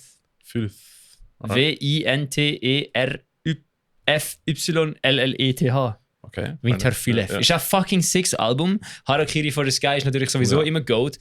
Und nein, das erzähle ich dir nicht. Das erzähle ich nachher. Aber ich habe eine Idee gehabt. Zum Beispiel letztens hat Ola England, der hat so einen Podcast Coffee with Ola und er hat es mit der Isan gehabt. Ja. Von Emperor. Das war auch sehr interessant gewesen. Geil. Voll, ich muss mal einen scheiß Tokyo Hotel Song. Schreib mir morgen, ich muss den Tokyo Hotel Black Metal Song fertig machen. Es fehlen noch 2-3 Vocal Parts. Der Song ist fertig. Ja, also. Mach. Das ist gut. Schreib mir morgen, dann schicke ich dir ihn. Alright. Dann schicke ich dir die Stems. Ist gut. Kannst du schon mixen? Das machen wir. Machen wir sicher. Ist geil. Ja, dann solltest du mir einfach mal beibringen, mixen. Alter. Ja, also kannst du mal da nicht, können wir zusammen machen. Das ist gut. Also, gehen wir mal zu den News, wie gesagt. Machen wir am Donnerstag, filmen wir am Sonntag? Soll ich die Kamera mitnehmen? Ja, nimm es Kamera. Ja, voll, das ist gut. Machen wir einen Vlog.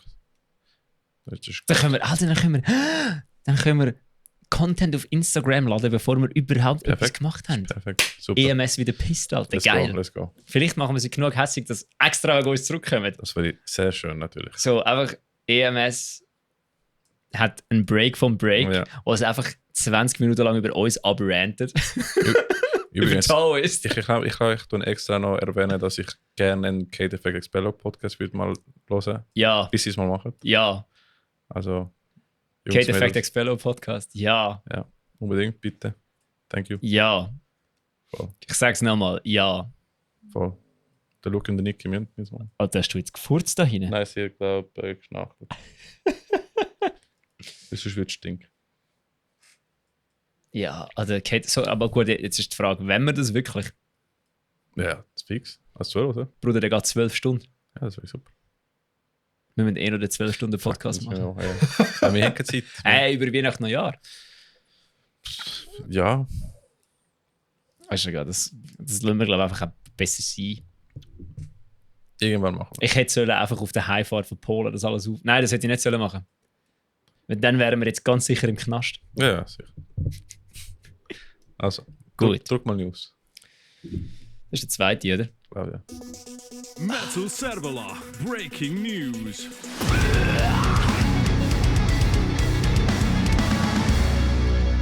Das ist D. Ja. Wenn ich jetzt ist überlege, News. alle unsere Soundbites sind 2 Jahre alt. Ja. Vielleicht müssen wir mal neue Soundbites machen. Nein. Die sind jetzt deine. Naja, Das sind nicht alle 2 Jahre alt, das nicht. Yeah! das ist ein Jahr halb alt. Ja, Ja, ist doch gleich. das ist easy. Nein, du musst doch keine neuen Soundbites machen. Keine Ahnung. 5 Jahre, also die sind immer noch gut. Die sind erst geschätzt 80 Mal gelaufen, Ja, weil ich immer den falsch drücke. das stimmt. Also, vielleicht irgendwann. Mal gucken. Vielleicht mache ich einen Remaster. Remaster, einfach so alles ein bisschen Ja. anders gemischt. Ich frage den Brian, Hi-Hat ist ich frage den Brian, ob er extra die Stimme kann machen Geil. kann. Alright. Also das Intro von uns sollte ich eigentlich auch mal aufladen, das war. Weil ich habe mal, das Intro, das wir gemacht haben für die Tour, ist ja absolut lit gewesen. Weil ich habe, wir können eigentlich für Taos aus dem Intro-Song einen Song machen. Einfach zum Live-Spielen. nein, halt einfach jetzt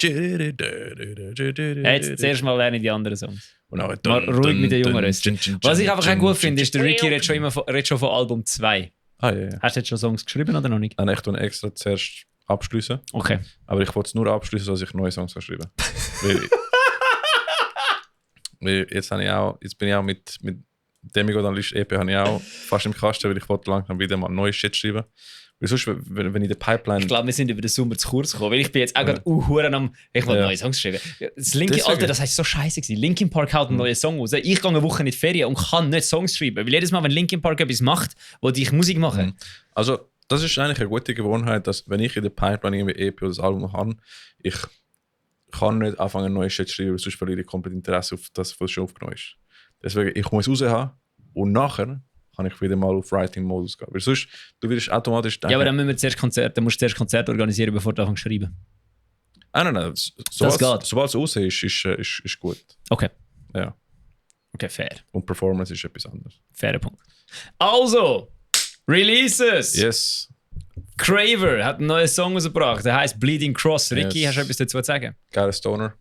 Was soll man dazu sagen? Gutes Zeugs. Ganz gut hören. Die müssen wir mal auch live sehen. Geil. Ja, ist in der Liste. Ja, das hat nämlich gut getan. Mhm. Yes. Wir haben nämlich vorher eine Stunde lang, 2 Stunden lang Sachen eingetragen da. Mhm. Bands gehört Wir dabei. nehmen uns das ernst. Und Ist für euch, ist alles für euch. Songs ausgewählt für ein DJ-Set. Ja, stimmt, da kommen wir noch dazu. Das ist auch noch etwas, was wir müssen. Wir müssen sogar noch die Promo-Dings machen. Können wir das am Sonntag machen? Wir bleiben da bis 3 Uhr am Morgen. Bruder, wenn wir bis um 3 Uhr morgens da sind, musst du mich heimfahren. Ja, das ist voll. Ich komme sonst nicht mehr heim. Ich Voll sage, ich fahre keinen Bus mehr. Geil. Ja, nein, das und das. Ja, das ist gut Voll. gewesen. Wir haben 2 Stunden gebraucht für das, Alter. What the fuck? Ja, wir haben Okay, nein, wir haben nicht ganz 2 Stunden gebraucht. Wir haben noch am Synthi rumgespielt. Ja. Ich habe dir noch Demos gezeigt von Eversis. Genau. Ja, dann haben wir Wir haben 1,5 Stunden gebraucht dafür. ja, it is what it is. Wir haben auch Fate of Faith haben auch einen neuen Song released, Charming Nightmare. Das Sick. ist cool gewesen. Ja, und Production tun eigentlich recht hochwertig, also ich bin sehr gespannt. Es ist so ein richtig stabiler Metal-Banger. Ja, das ist wirklich Das so ist Metal, oder? Ja, ich Metal. hätte so ein bisschen Alter Bridge gedacht. Es ist kein Power-Metal, aber es ist Metal. Nein, es ist eher so Avenged Sevenfold. Also Metal? ja, so Man redet über Metal. ja, ich sehe Avenged Sevenfold meets Alter Bridge, so in die Richtung, habe ich so das Gefühl gehabt. Dann gibt es einen Song, wo du jetzt auf Bass spielst. Ja, Roman, jetzt musst du zuhören. Mhm. Weil der Schlagzeuger von Fear Lab. hat gestern sich in der Bandprobe, vorgestern sich in der Bandprobe darüber aufgeregt, dass wir ihre Songs gar nicht ansagen, was nicht stimmt. Wir haben nämlich jeden von ihren Releases angesagt in unserem Podcast. Und heute habe ich sogar ihre Instagram-Story, sie haben keinen Post gemacht heute. Sie haben keinen Post gemacht Das heute, ist- nur eine Instagram-Story. Ich habe einen alten Post müssen teilen. Das ist ja, nein. Aber- Jungs. Alien, im Fall Ja. der Song ist geil. Das einzige Problem, das ich hatte, der Song ist erst heute released worden. Ich habe ihn aber am Mittwoch schon mit ihnen probt. Das heisst, ich habe ihn schon müssen üben. Das heisst, ich habe irgendeine Vorversion von dem Song bekommen, wo im Mix innen den Bass nicht gehört hast. Bruder, Aha, ich habe fucking keine Ahnung gehabt, wo ich war. Ich bin jedes Mal lost as fuck gsi, boy. Wirklich, wie das Kids heutzutage sagen. Lost AF. Und ich habe mich gefühlt, als ob ich bei Breakdown of Sanity würde spielen, weil einfach so viel Samples und Zeug und brrr und brrr, Ja. bum. Aber der Chorus ist so gut. Mhm. Und Das ist schon geil, ja. das ist wirklich ein richtig catchy Chorus. Fear Lab Definitiv. ist King of catchy Chorus. Jetzt, wenn man schon über Catchy Choruses redet, dann Vicious Rain haben ein Feature mit Half Me gemacht. Heißt Hysteria. Weißt du, welches Feature das ist? Was? Weißt du, welches Feature das ist, Ricky? Wie meinst Ja, was hast du müssen machen am Grenichen Podcast? du? Ah, stimmt, ich habe müssen wegeditieren, genau. Und jetzt haben wir es. Wie der Herr Carlo von Breakdown of Sanity aus Versehen hätten wir es nicht gemerkt. Absoluter Zufall gewesen. Der Dave ist nämlich mit uns geschnurrt und dann hat er quasi mit mir, Dave von Vicious Rain. der Dave von Vicious Rain, ja, der Sänger von Vicious Rain, hat mit mir am Abend dort noch geschnurrt nach ihrem Auftritt und so. Und dann habe ich ihm so gesagt, ja, ist geil, der Carlo ist ja das Featuring mit Half Me machen, oder? Und von Half Me machen. Und dann schaut der Dave mich so an, so, warte schnell. Wieso weißt du das? Ich so, ja, der Carlo hat erzählt, dass er eben das Featuring gemacht hat und eben, dass es der Sänger von Half Me war. Und er so, hat er das im Podcast gesagt? Und ich so, ja. Und der Dave so, oh. Und ich so ihm Dave so, hey Dave, muss der Ricky das rausschneiden? Und der Dave so, ja, das wäre gar nicht mal so schlecht. Ja, die Editing Fee war in Action gewesen. Und hast du gemerkt, ich tue immer beim Editieren auch noch die Lippen verstecken, so dass Leute... Ja, du bist richtig amerikanisches Ja. Fernsehen, es ist der Hammer. Ja, weil sonst kannst du vielleicht so rausschmecken, was da gesagt wird. Also, das ist wirklich gut gemacht, das ist perfekt gemacht. Aber es ist wirklich so gut gewesen, weil der Dave hat mir dann... Das ist Metal-Säbler-Qualität. Das ist Qualität, Ansprüche ever. Ja, Wir haben ja. dicht gehalten. Ich habe heute dem Dave geschrieben, endlich ist der Burden of Knowing lifted. Und er so, ja schon. Der Song ist aber hure geil. Das ist einer der hässigeren Songs. Ich habe euch erzählt, dass sie hässigere Songs haben jetzt. Irgendwie wie die es bis jetzt released haben noch. Ja. Und das ist einer von denen und das ist richtig geil. Voll. Nein, wirklich cool. Weiter so, Jungs. Freue mich auf. Das wird schon ein Album, oder? Vermutlich, ja. Nein, es gibt ein Album. Ah, ja. Glaubst Vielleicht. ich weiß Jetzt nicht. haben wir noch keine Release-Show oder so Nö, aber gesagt. doch, es gibt ein Album. Wir vermuten. Gibt es ein Album? Keine Ahnung. Maybe sie sind schon Rapper. Wie viele? 5 Songs? Also oder sie so? haben ja schon eine EP draussen. 5 oder 6 Songs. 5, 6, 5. Haben sie Schön. Ah, stimmt. EP haben sie ja schon draus. Schön! Nein, es wäre ein EP, aber mit Sie- 5 sie- Songs wäre es ja ein EP. oder? Nein, warte schnell. Vicious. Auf jeden Fall, wenn du auf Metalcore stehst, auf Melodic Metalcore, dann würde ich jetzt Vicious Rain featuring Half Me Hysteria hören. Richtig. Badabadabam. Also es hat jetzt 4 Songs mit dem gleichen Artwork. Das könnte die EP, das könnte das Album sein. Keine Ahnung. Ja, du, wir sehen es dann. Ja. Würde ich Ja, sagen. ihr erster Song ist bald bei 200'000 Streams. Nicht schlecht. Crazy shit, Ja, Alter. die geben Gas, die Brudis. Sehr gut. Dann Disinclined. Genau, die sind klein, haben Demo 2024 rausgehauen. Heißt die Ähm, so? Ja. Geiler Ja, also- Name, Alter. Ja. Finde ich geil. Das ist sehr HC. Das ist wie Billy Talent 1, 2 und 3. Ja. Nein, scheinbar im HC macht es so mega viele Demos und einfach der Jahr oder was auch immer. Ah, ja. Aber das ist Oldschool HC, Ja, ich Alter. bin das am Einstudieren, Alter. Oldschool HC ist das. Voll, nein, es ist wirklich geil. Sie haben 3 Songs Have you da. heard the 2024 Demo of Disinclined? Ja, genau, das sind früher der 2020, der 1989 Demo von. Ja. voll. Also sehr stabil. Also ich glaube, wir können die morgen live sehen. Also, es ist aber eine HC-Band, hä? Ja, voll. Genau. Ist eine neue HC-Band von Solothurn. Das ist eine neue HC-Band aus Solothurn. Genau. Ich weiß nicht, ob die Jungs vorher irgendwo gespielt haben, aber tun sie. Voll. Dann, wenn wir schon über HC reden. Kannst du übernehmen. Ah ja, Unified Move Mhm. hat das Album Anger rausgehauen. Das ist auch der Song mit Expello drauf, gell? Weil der ist in meinem Release-Radar rein gewesen. Der ist Ja, genau. verdammt geil. Ja, das ist sick. Und sie haben dann mit Freezes Dana. Das ist auch Stimmt, sehr den hast geil. du vorher noch angespielt. Der ist Also, das sehr ist sick. absolut insane. Freezes Dana, wann kommt ein neues 6 vor? Ja. Das, Ey, also ich frage mich nicht, wenn. Ich habe andere Fragen. Freezes Dana. Nein, sorry, andersrum. Greenfield. Wann haben wir Freezes Dana? das wäre eine gute Wenn? Frage. Ja. Open Air Greniche. Das wird Wann passen. Freezes Dana? Ja. Open Air St. Gallen. Wann Freezes Dana? Hallenstadion. Wann Freezes Dana? Gell? Das fragen wir uns auch. Aber ja, das ist sehr cool. Sie Ja, haben, das ist glaub- wirklich geil. Ich finde, ein Sänger, seine Super. Vocals sind einfach sick. Sind Ist es sick. Rap? Ist schon Rap. ja, ist so Rap. So Limp Bizkit, aber auf hässig. Aber jetzt wo ich eben HCM studieren bin, also ob es meine Diplomarbeit wäre, es hat einige Bands, die so den Ja, ja. Sound im HC bringen. Ja, ja. Zum Beispiel Gridiron machen das und Schick mir. oh ja, das Schick mir ist alle die. sick. Und Incendiary Ja. ist auch sehr sick. Ah, kennst du H2O? H2O, Also H2O, wie Wasser geschrieben. nein.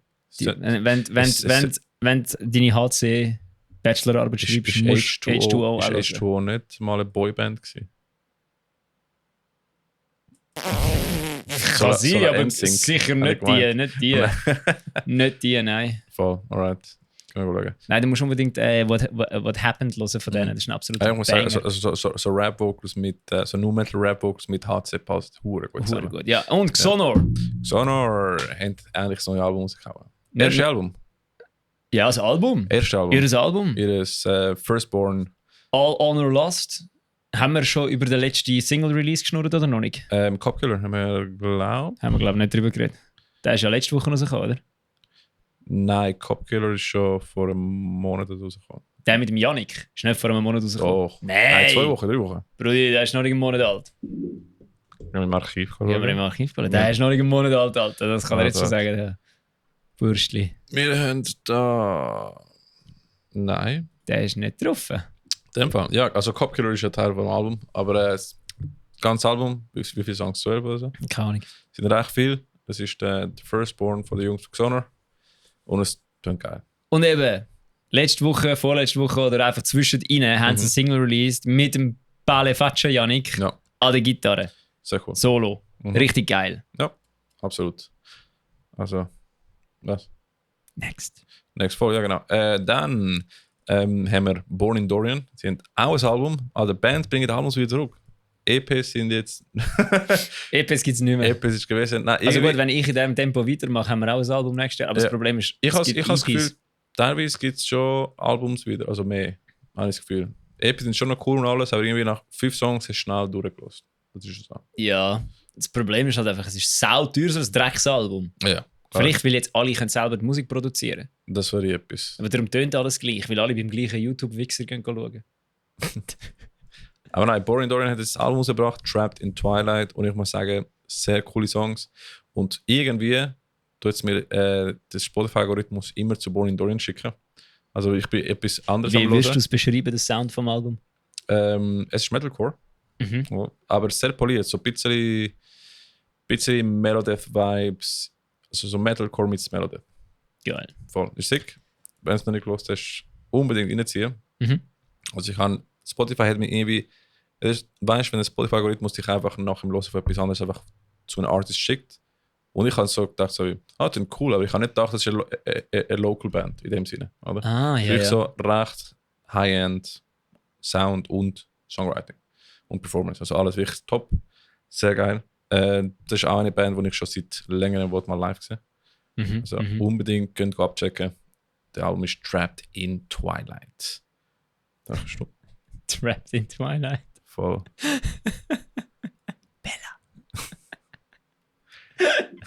Sorry, wir müssen aufhören, mein Hirn ist fertig. Dann Blackest Heart hat EP released, There Will Be Light. Mhm. Die ist auch heute rausgekommen, oder? Super. Naja, die macht so Pop-Punk-Musik. Pop. Paramore-Style. Sicher? Ist nicht Pop-Punk. Paramore ist Pop-Punk, Ist Bruder. doch Pop-Punk. Paramore ist Ja, Pop-Punk nein, des es ist so Todes. Alternative Rock. Okay, ich gehe schnell hören. Blackest Heart. Warte. Gib mir schnell. Gib mir das schnell. Ich als alter Genre-Spezialist würde das jetzt Ja, ich innerhalb glaub- von 2 Sekunden eintragen. Das könnte Alternative sein. Oh, nein, Blackest. Ja, OPEF ist es. Blackest OP Hard. Heart. Jawohl, So. Blackest Hard. Und dann. Es sieht auf jeden Fall aus wie ein Albumcover von einer Band.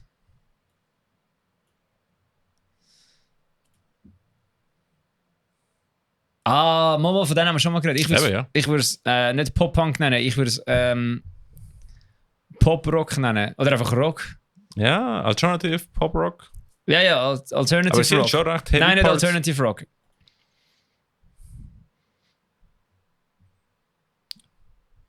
Ja, es ist einfach. Mama, das ist gut, das ist richtig, das ist das Ding. Pop-Punk, Doch, oder? das haben wir schon mal gesagt. Ja, Pop-Punk würde ich es jetzt nicht nennen. Was steht da auf Spotify? Was steht auf Spotify? Steht I love Punk Rock. Core News. Core News, Daily Up. Core News. Modern Rock. Ja, voll. Okay. Modern ja. Rock. Ja, voll. Ja. Ja, perfekte Beschreibung. Post-Hardcore and Modern Rock. Jesus Christ. Also alles in einem. Also Post-Hardcore Rock. Modern Rock, Alter, Modern das Rock, lange. okay. Modern Rock lange. Ja. Was hören andere Menschen da? Gerade schauen. The Nutcutters. Gut, Mind Collision, Ja, Just gut. Deeply Combo, Walking with Ghosts, auch Klassiker, With Schweizer Ghosts. Bands. Insanity, Secret, Vicious Rain. Klick-Klasse. Geil, Hip-Hop. Ja. Mind Collision, Chelsea Deppy Combo, The White Fools. Ja, voll. Ja, sick. Right. Steit. Steut. Oh, Production Geil. ist auch ein Point. Also ich glaube, sie sind beim Dings. Oder nicht? Nein. Weiß ich nicht. SOS, glaube ich, oder? Keine Ahnung. Schau mal, Könnte steht sein. sicher auf Spotify. Stand das Point? Keine Ahnung, ich weiß es nicht. Wer Geh produce- mal rauf, geh mal rauf, wer geh mal produce rauf. überhaupt Nein, der created? Producer, du musst auf den Song klicken, zum Ah, Schauen. kannst du da oder? schauen? Ja, da oben steht es doch, wenn du klickst und Ah, dann du scheiße. anschaust und gross machst, dann steht doch das Zeug drauf, oder? Blackest Heart. Aha, aber das ist Label. Gell? Da steht der Label. Ja, jetzt, ich weiss es doch auch nicht. Dann kannst du rechts gehen, rechts gehen. Komm, tu mal rechts über. Rechts, Wo rechts? rechts, Kollege, rechts, habe ich gesagt. Ja, Credits. The Get Out, nein. Nein. Der war Show Machen wir All Show All Credits. Credits. Warte schon. Produced- DMB Records. DMB Keine Records. Produced by Bindestrich. Ahnung. Ja. Bindestrich hat's produced. Sie haben nicht eingegeben, wer das produziert hat. Das ist so wie Fotografen nicht taggen in Instagram. Das ist nicht cool. Bruder, ich glaube, das haben wir. Geh mal bei Versus schauen. Ich Nein, bin ich jetzt gerade glaub- wundern, was dort alles steht. Es nimmt mich Wunder, wo du es überhaupt einträgst, weil in DistroKid habe ich, glaube nie Nein, dort, wo Producer wir, ich kann Part. es auch nicht eintragen. Nein. Nimmt mich jetzt gerade Wunder, Alter. Das müssen wir auch mal auf Vordermann kriegen, da heitere Fahne. Und dann gucken Monster. Ja, musst du jetzt nicht laufen lassen, ich weiss, wie es umgeht. Warte, Show All. Hey, Composer. Ah, doch. Produced by Ricky Bon Garcia, Bruder. Siehst du? Written by Composer Butch. Wieso ist der Luca Meyer der Composer? Wo ist. Nein, written by. Nein, rechts steht Composer. Aha, ist ein. Der tut einfach alle die auflisten, wahrscheinlich. Fang mit. Ja, oder? der Aha, Luca ja. und der Timo, der Composer. In In dem Fall. dem Fall. Ja, voll. Aber nein, cool. Dann, wir haben mal ein paar Special Announcements. Special Announcement. Wir sind wieder mal Wir können Medienpartner. das Special Announcements. Ja. Aber das machen wir so poppig so. Mhm. Special Announcement. Oh shit, wir sind auch Medienpartner mit einer anderen Band, die ich vergessen habe. Stimmt. Das ist. Oh. Wo ist der? wow. Das ist nicht eingeführt. Nein. Hey, Ricky. Ah ja. Okay, also. Die kommen spät. Ja, da ist weiter unten. Jetzt beruhigen Wo wir uns da mal. Wo ist der? Ich habe keine Ahnung. Ist Haben egal. wir den vergessen? Ja, du hast es vergessen, apparently.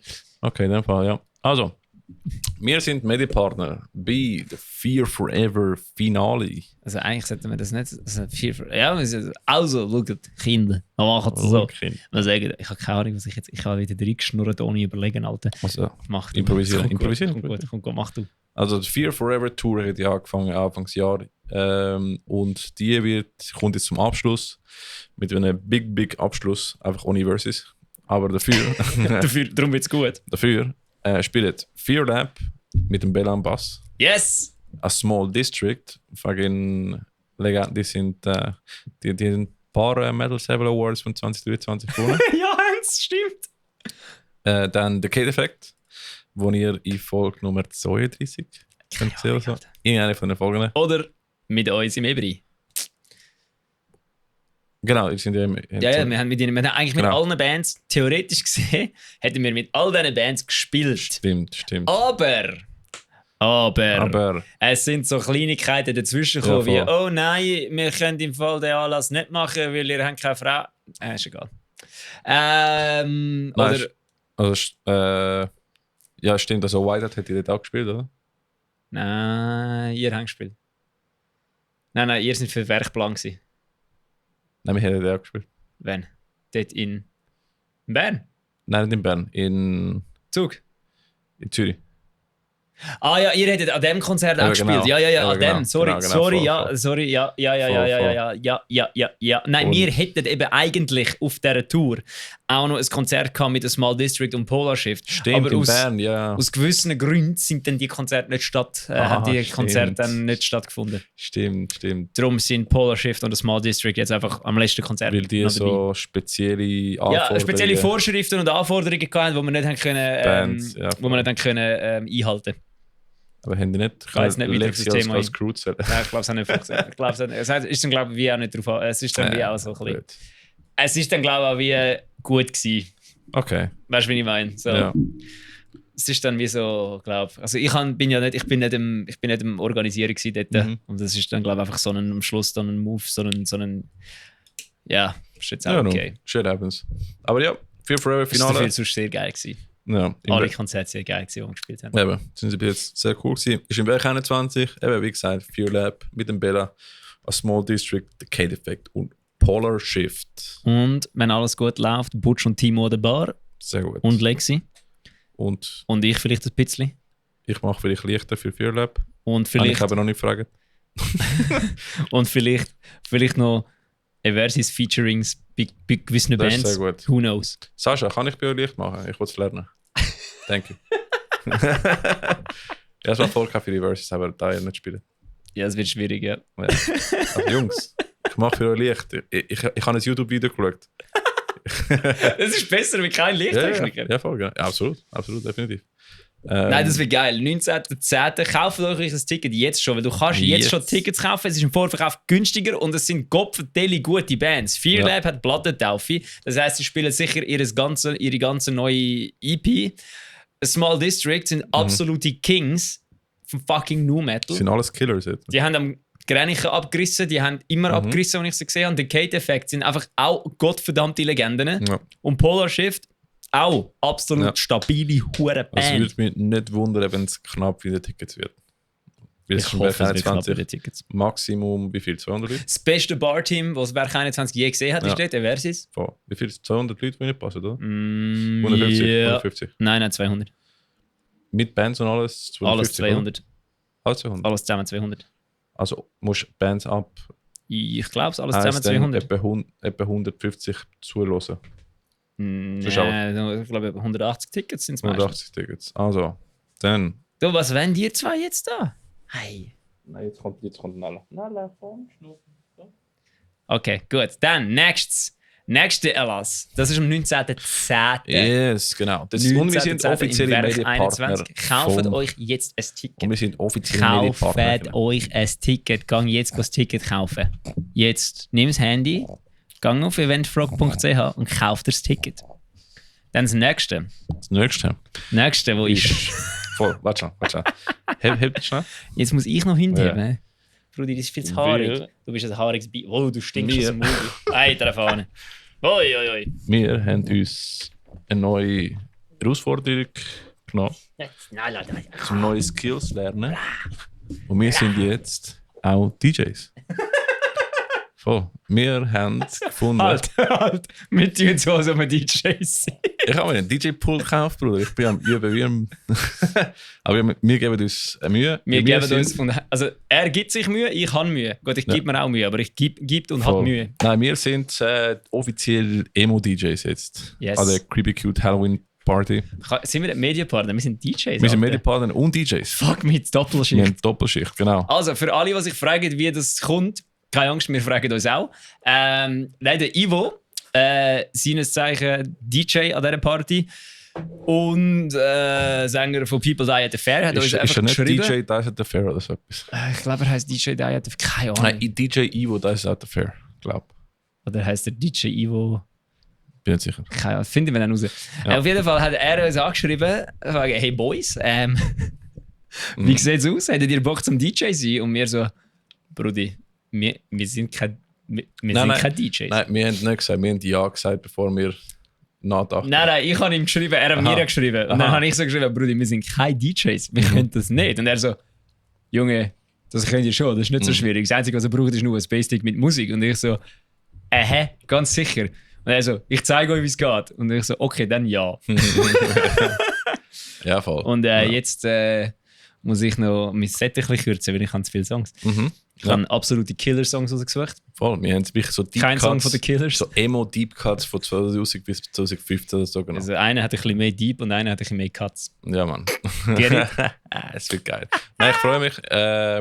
Ich habe auch gefunden, eben, wir tun das schon vorbereiten und ich Zeugs lernen. In der Sommerferien habe ich auch DJ gelernt in Spanien und bin jetzt am Üben. Und jetzt bin ich voll Gas mit Drum and Bass am Mischen. Das ist ein neues Hobby, weil ich sonst nicht schon genug Freizeit habe, weißt du? Ja, weil der ist noch nicht zu wenig Freizeit. Weil ich nicht schon genug Fucking Zeugs hell, mache. Alter. Vor allem sind wir jetzt das Metal Server DJ-Team, oder? Wir sind ein Metal Server DJ-Team, genau. Und wir sind zusammen mit DJ Drag und Ivo sind wir zusammen der Party für die Musik zuständig. Das heisst, wenn du unbedingt willst, ihm beim Auflegen und mir beim Auflegen. komplett am Rad drehen während dem Auflegen. Ja. Nein, also wir Zuzuschauen. machen beide gleichzeitig und dann können wir so Hype. Wir sind immer beide Ja, dort. ja, Einmal, ja. gut, wenn du am Auflegen bist, mache ich Hype Genau, nebendran. genau, Wenn ich genau. auflegen will, machst du Hype nebendran. Yes! Jemand muss den Pit aufmachen. Jemand muss den Pit... Einfach einer immer mit dem Mikrofon so... Ja. Es wird fucking funny. Push it back! Und ich meine, hey, du hast Metalcore, du hast Emo, Screamo, an einer Halloween-Party, alle in coole Kostüme, es wird fucking geil. Es ist ein Du cooler hast Pop-Punk. Ganz Pop-Punk. viel Ja, Pop-Punk. voll, Einer definitiv. von uns zwei leitet ganz viel Pop-Punk auf. Absolut. Es wird mega, mega fun. Und das ist dann am 25. Oktober, also im Halloween, im Labor 5 in Zürich. Yes. Merci nochmal an Creepy Cute Leute für die Einladung. Ich freue mich mega. Merci fürs Vertrauen. Merci fürs Vertrauen, ja voll. Dass ihr das Vertrauen in unser DJ-Team gebt. Dass die Shenanigans einfach dort Ja. durchgeführt werden. Es wird fucking fun. Das wird, glaube ich, schon lustig. Ja. Ja. Und wir brauchen Hype-Menschen, die auf der Bühne mitmoschen. Wir brauchen Crowdsurfers und Crowdsurfers. Stage-Dives. Wir brauchen Stage-Dives und High-Fives. Kommt. Boah, wir Werdet können- Teil vom Metal Server DJ-Team. Stage-Dives und High-Fives. Aber nicht aufs DJ-Pult stehen. Ja, voll. Okay, wir müssen weitermachen, Brudi. voll. Dann. Sagen wir die auch schon? Die sind doch erst später. Aber sagen wir einfach kurz, wegen Mediapartners, wir müssen mal ein Video Ja, machen. aber das kommt noch. Das ist erst am 30.11. Aber Aber sagen wir schon. nevertheless, Ja, voll. am 30.11. im Werk Baden ist das ICU Festival mit Bands. Yes, 4 Bands. Unter anderem Kajikon und Emil Bulls. Und Belfagor. Nein. Nein, das ist Bullhead. Das Fuck. Bullhead Festival. Das ist mit ICU Abbey- Festival ist mit Abbey Falls und Abbey Save Last Falls. Breath und wer noch? mehrere Bands. Mit Bands. 4 Bands. Eben, es ist noch nicht jetzt, Es also ist- deswegen machen wir noch keine. Ich sage einfach, wir sind Das ist kurz vor Mediapartner. Dezember. Wir sind letztes Jahr dabei gewesen, wir sind dieses Jahr wieder dort. Das wird mega lässig. Es ist Fucking im Werk geil. Baden. Es ist in der Es ist im Nähe. Werk Baden. Ihr kommt mit Das einem ist Zug verdammt super heim nachher. Es ist Yes. amazing. Amazing. Wir sind auch nächstes Jahr am Bullet Festival auch offizielle Mediapartner. Wir sind auf dem Flyer, Bruder. Let's go. Fame. Let's go. Bullhead Festival. Also, Letztes Jahr hast du gespielt, das Jahr spiele ich. legit, ja. Und jetzt bin ich Zuschauer dann. Das Falls ist ihr euch fragt, wieso ich spiele. Ja. Fear Lab. Eben. Sehr gut. Und voll, aber das ist erst nächstes Jahr. Also wir kommen noch mit genaueren Daten. Und jetzt muss ich noch schnell gucken. Letzte Woche sind wir auch Medienpartner, aber ich habe Details nicht bei mir. Und zwar, wir sind offizielle Medienpartner von die Irony of Fate Platentaufe. Und wo ist der? Ist der? Ich weiß es nicht. Nein, nicht Platentaufe. Es ist der 10 Jahres Anniversary Show Oh, von Irony yeah. of Fate. Ist die Band schon 10? Ja, Gibt es die weniger lang als ein Versus? Tatsächlich, ja. What the fuck, Voll. Alter? Der 10-Year-Jubiläum mit Logify und Arcane. Self. Oh, Gute Arcane Band. ist cool, Lottery Oh, ja, ist cool, Arcane- Irony ist Fate ist cool. Arcane, ich bin ein großer Fan und ich habe die noch nie gesehen. Ich habe schon mal mit ihnen gespielt. Arcane, geil. Versus und Arcane. Und ich sage das jedes Mal, wenn wir sagen, dass Ich habe mal Backing-Tracks für Arcane gemacht. Geil. Ja, vor langer Zeit. Dann haben sie wahrscheinlich Backing-Tracks gehabt, die wir mit ihnen gespielt haben. Das ist möglich. Voll. Nein, es wird funny. Und das ist nachher im Dezember, am 7. Dezember im Sursee. Industriekulturwerk 118. Aber da können wir sicher später wieder mal einfach mal Jawohl. kurz Und jetzt komm, Jetzt kommen klopfen wir mal ein kurzes Konzert raus. Voll. Jetzt kommen sehr coole Konzerte. Also heute Abend, weil der Podcast kommt am Ja. Samstag raus und nicht am Freitag, wo wir ihn aufnehmen. Unified Move, Plattentaufe, Anger mit Born From Pain. Nein. Born From Pain. Ja, Bruder. Born From Pain. Sie sind auf Tour mit Born of Pain jetzt. Gestern sind sie in Luzern gewesen. Voll. Brudi, Born From Pain. Alter. Ja, das ist sick. Kennst du, sagt dir Galekon etwas? Mhm. Sagen dir die Songs Porn From Spain etwas? Nein, ist Weißt du, wieso die Songs Porn From Spain heißen? ist einfach. Weil sie einfach wollen hässliche Songs schreiben, Oh. so wie Born From Pain. Und Ja. darum haben sie Porn sind From nur- Spain genannt. Das ist nur hässlich. Born From Pain ist vor allem eine grosse deutsche HC-Band. Ja. Das sind Legends. Ja, voll. Deswegen. Die spielen morgen. Wir gehen ja morgen. Ja, du, gehen wir morgen. Hättest du mir gesagt, dass Born From Pain Ich spielt? habe hätte dir ich ja gezeigt, Bruder. gehen voll die Fresse, oder? Ja, ja. Schlägerei. Eben. Gerade Fullface Hell nie packt. Ja, spielen coole Born From Bands. Pain, Unified Move, Insanity 61, Stonehill. Oh, Stonehill ist auch geil. ja. Und die sind klein. Eben. Auch geil. Ja, Eben. okay. Gehen wir im Kaufmehl in der Raumbar schlägeln. Genau. Ich bin noch nie in der Raumbar gewesen, im Ich auch Kaufmehl. Wie sieht die aus? Keine Ahnung. Sag's mir auch. Sag's mir. Ah, nein, ist gut. Ich wollte sag's mir Philipp sagen. Raumbar Kaufmehl. Ah, Nein, das ist Cool. das Kaufmehl. warte. Nein, ist. What ein Pfosten, Alter. Wieso gekauft? Bist du schon mal im Kaufmehl gewesen? Ja, wo ist Das ist im Kaufmehl innen die kleine Bühne. Ah, okay. Ja, cool. Ja. Ich habe auch noch nie gesehen. Das ist wie im Kiff unten. Ja, cool. Ja, das. Dann, das ist am 21. September, Samstag. Wahrscheinlich, wenn du die Podcast hörst. Am gleichen Tag gibt es 4 Konzerte, die wir da aufgelistet haben. Einerseits Conniver mit einem Gorgeous Playground und Kesktak in der Medbar. Halt, nicht Playground. Playground. Playground. Ja. Also P-L-A-G-U-E-R-O-U-N-D. Ja, beim Aufschreiben habe ich 2-3 Mal müssen am Logo schauen. Hure geil. So. Und dann, am gleichen Tag gibt es ein Röck and Röhl Music Festival in Oerlikon. Es hat viele Artists, die ich nicht kenne, aber unter anderem sind die Attracted by Goats, wo eben ehemalige Mitglieder von Open Eyed. Das war vor 12 Jahren, glaube ich. Okay, ja, vor 12 Jahren habe ich noch nicht so viel von der Schweizer Ja, Metal-Szene genau. mitbekommen. Attracted by Goats und Timian. Ehemalig Searching for Diamonds. Ja. Der Thymian. Voll. Irgendwo in Oerlikon. Also ich kann nicht, ist nicht gestanden. Aber es sind mega viele Artists. Es sind was- 2 von 20 Artists. Vielleicht ist es in mehrere Bars. Möglich. Ja. Aber könnt unbedingt Attracted by Ghosts und Timian schauen, die sind cool. Jawohl. Dann, am gleichen Tag, im Bruch Brothers Luzern, Beyond Dystopia und Omissis. Also wenn Ja, du ein bisschen auf die Fresse willst bekommen und in Luzern willst, dort davon, dort hin. Fuck, Omissi sind auch neue Songs rausgehauen. Oder das Videoclip noch. glaub ich. Hey, jetzt kommen wir ruhig, da reden wir nächstes Mal drüber. Das schauen wir nachher an. Okay, okay, okay. Wir sind jetzt immer ruhig mit unseren alten Herzen. Alright, dann, die Woche danach ist Unified Move mit der Small District und Drill als Sägegas in Burgdorf. Sie wird gelegelt. Dann, am gleichen Abend, 28.09.24, im Senkel Stanz in Nidwalden, Mhm. Metal Rebirth, Yes. Uncircle, Irony of Fate, Port of Call und End of Silence. Hammer-Line-Up, Alter. Uncircle, die einzige Band, die nicht drei Wörter im Namen hat. Ja, tatsächlich. Aber Circle of Execution hätte es gehabt. ja, tatsächlich. Ei. Ja, ja. Dann, Schade. am gleichen Tag, Mhm. im Gaswerk Winterthur. Du hast Yes. noch einen Gig vergessen. Habe ich. 27.09. Chaos Bay, Moment of Madness. Chaos Bay und Save Last Breath Oh, in in Kofmehl. Ich Kofmehl? weiß nur nicht, ob es in der Raumbar ist oder nicht, aber in Solothurn. Gaspay. Ich weiß auch nicht, auf Moment, Warum habe ich Moment of den Madness. aufgeschrieben? Weil das ist. Der Dave hat mich nämlich gefragt, ob ich mit ihnen an die Chaos Bay Show will. Und Aha, dort. es ist, glaube ich, am Anfang nur am 28. geplant gewesen. Aha, aber der 27. ist in dem Fall Auch in noch. Kaufmann. Genau, am 27.09. ist im Kaufmann Chaos Bay und Save Last Breath. Dann, 28.09. Chaos Bay, Moment of Madness und Save Last Breath im Gaswerk Winterthur. Ja, da sind wir dabei. Yes. Ja. Yes. Mhm. Dann, 28.09.24. Ja. Im Kaufmann Solothurn. Also das Kaufmann am Durchgehen. ja. Deadbeat Fest. Ruined, Valetudo und Mr. Linus. Mhm. Sick. Dann, wir werden uns auf die Woche danach, dann gibt es am 5. 10. Oktober. Oder? Yes, 5. Oktober. 5. Cocktober, Alter. 5. Oktober in der Kufalis gibt es ein D-Class, Cardiac, Avalanche und Weak Die First. Am 5.10. in der Hafenkneipe Zürich. Sin Imperio und No Kings, No Slaves. Ich glaube, Sin Imperio hat Plattentafel. Ja, ist bei dafür tatsächlich. Sick. Ja. Und noch Knoss.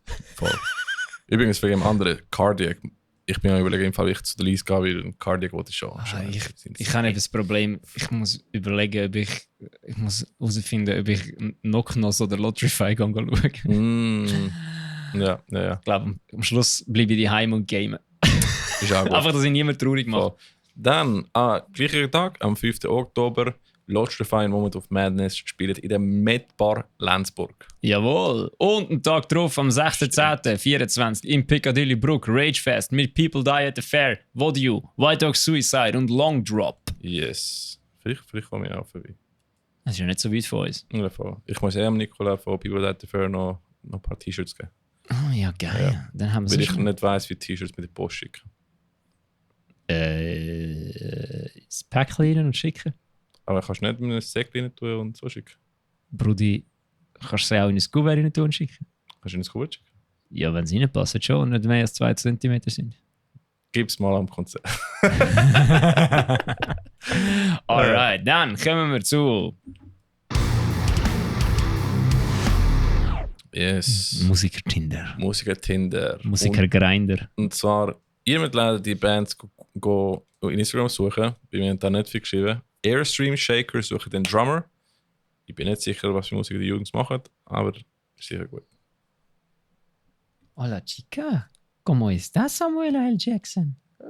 Also komm.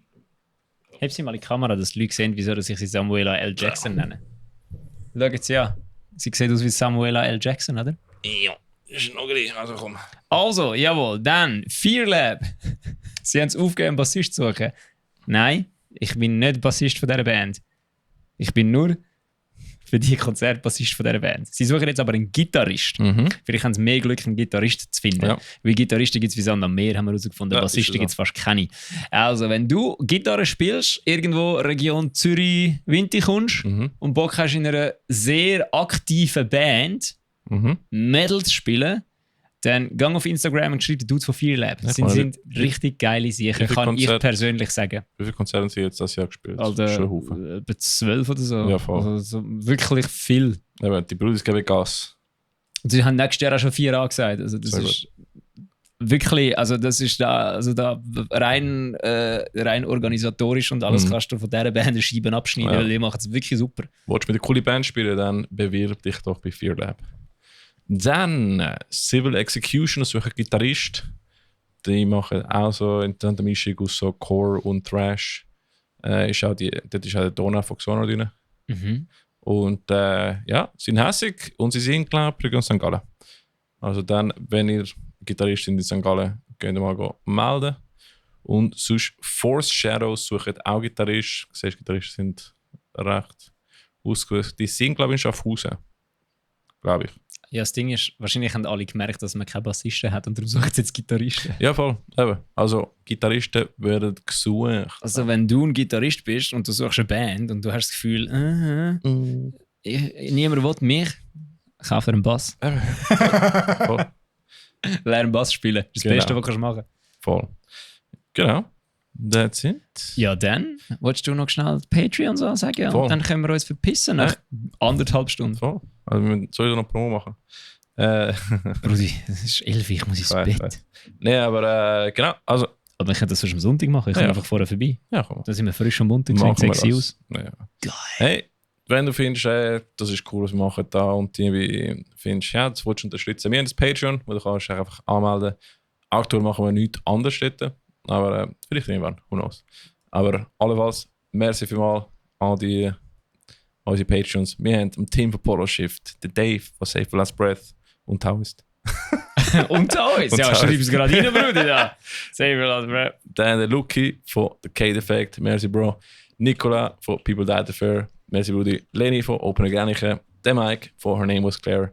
Der andere Mike von Wrath of Alga. Der Erik /Rico von The Illusionist. Neu dabei sind der Michel von This Burning Sky und der Dani vom Bullet Team. Wir lassen am Schluss der Episode auch ein bisschen die Musik von seinen Patrons laufen. Also wenn du mal ein bisschen hören, dann stay tuned. Merci vielmals und bis nächstes Mal. Ciao zusammen. Jetzt habe ich gerade irgendetwas sagen, so etwas Cooles wie Schüsseldorf, aber es fällt mir gerade nicht Schüsseldorf. Das ist gut. ein. Schön mit Ö. Nein, die sind so klauti. Ja, ciao, Kakao. Okay. Oh. Warte schnell. Der Suspense ist real. Es warten alle darauf, dass jetzt. Nein, Mir fällt nicht ein. warte schnell. Irgendetwas mit Schweizer Metal-Bands. Äh, Jazzy Bässe. Nein. du bist der mit den Sprüchen. Ja, aber es fallen mir gerade keine. Lieber Vibro-Pads Ciao, als Kakao. gar nicht. Einfach, du weißt was, tschüss.